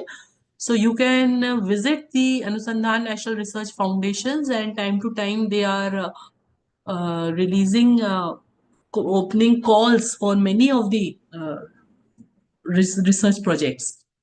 So number of abhi calls are also open also. So you can just go through that website, ANRF, जो कि पहले SER भी था, Scientific and Engineering Research Board, that is now being transitioned to the ANRF.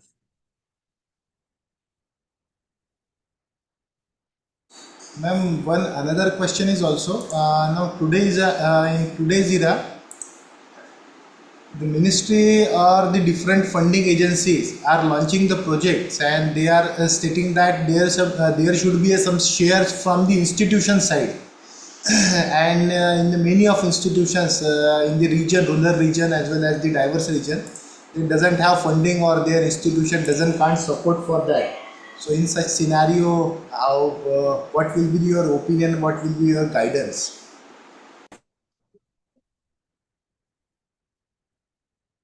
Yes, because I know this may be a challenge for the institutions which may not have too much funds which are earmarked for some research projects.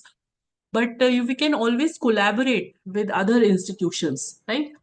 We can always collaborate with other institutions, and we may find industry partners also. और industry से अगर आपको funding चाहिए तब हमारा research का actual use होना चाहिए ना. Research should not be merely which ends in some publications or in some research thesis. तो ऐसे एरियाज हमको आइडेंटिफाई करने पड़ेंगे, ऐसे एरियाज में हमको अपनी एक्सपर्टीज बढ़ानी पड़ेगी जहां से हम डाइवर्स बैकग्राउंड से हम फंडिंग को ले सके. हाँ, नो डाउट मैं ये जरूर मानती हूँ कि क्योंकि कई बार इंस्टीट्यूशंस के पास लिमिटेड रिसोर्सेज होते हैं रिसर्च के लिए, और जब ऐसी कंडीशन हो जाती है तो शायद ये उनके लिए फिर बहुत बड़ा लिमिटेशन भी बन जाता है. Thank you, ma'am. Thank you so much. Yes, participants, I have taken the questions from YouTube. If you have any questions, you can directly ask to Professor Suresh, ma'am. Either we can conclude.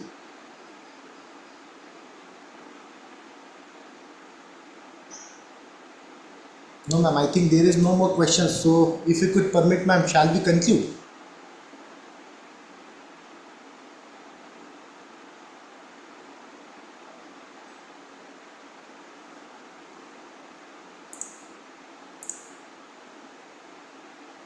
Ma'am, I think there are no more questions of the queries. So, if you could permit, shall we conclude, ma'am? Yeah. So, on behalf of Malviya Mission Teacher Training Center, Sant Gadge Baba, Amravati University, Mahila Mahavidyalaya, Amravati, and P.R. Pote Patil College of Engineering and Management, I extend my sincere thanks to Professor Preeti Suresh, ma'am. Ma'am, during the session, you have provided such a wonderful insight towards this collaborative and the transdisciplinary interdisciplinary research. Definitely, ma'am, it is very crucial that in today's era, getting funding and such kind of research that should be invented, and that should be the societal oriented, and that is research is very important. And in our region, there are a number of problems that should be that should be solved with terms of this collaborative and this transdisciplinary interdisciplinary research. So we have today such a kind of diverse background. The participants from the faculty of engineering and the management, and another from the arts and arts and the commerce. So definitely, ma'am, whatever may be your input during this session, we will inculcate in our upcoming research, and we are really thankful to you, ma'am. Whatever may be the projects you have driven at your university, maybe perhaps or probably we can improve, we can implement in our institution, and we can approach to the different funding agencies as well as the different institutions and the industries. So we are really thankful to you, ma'am. I am also thankful to all the participants, and with the kind consent of Professor Suresh, ma'am, I would like to declare that this session will be over here. Thank you, ma'am. Thank you so much, and thank you everyone.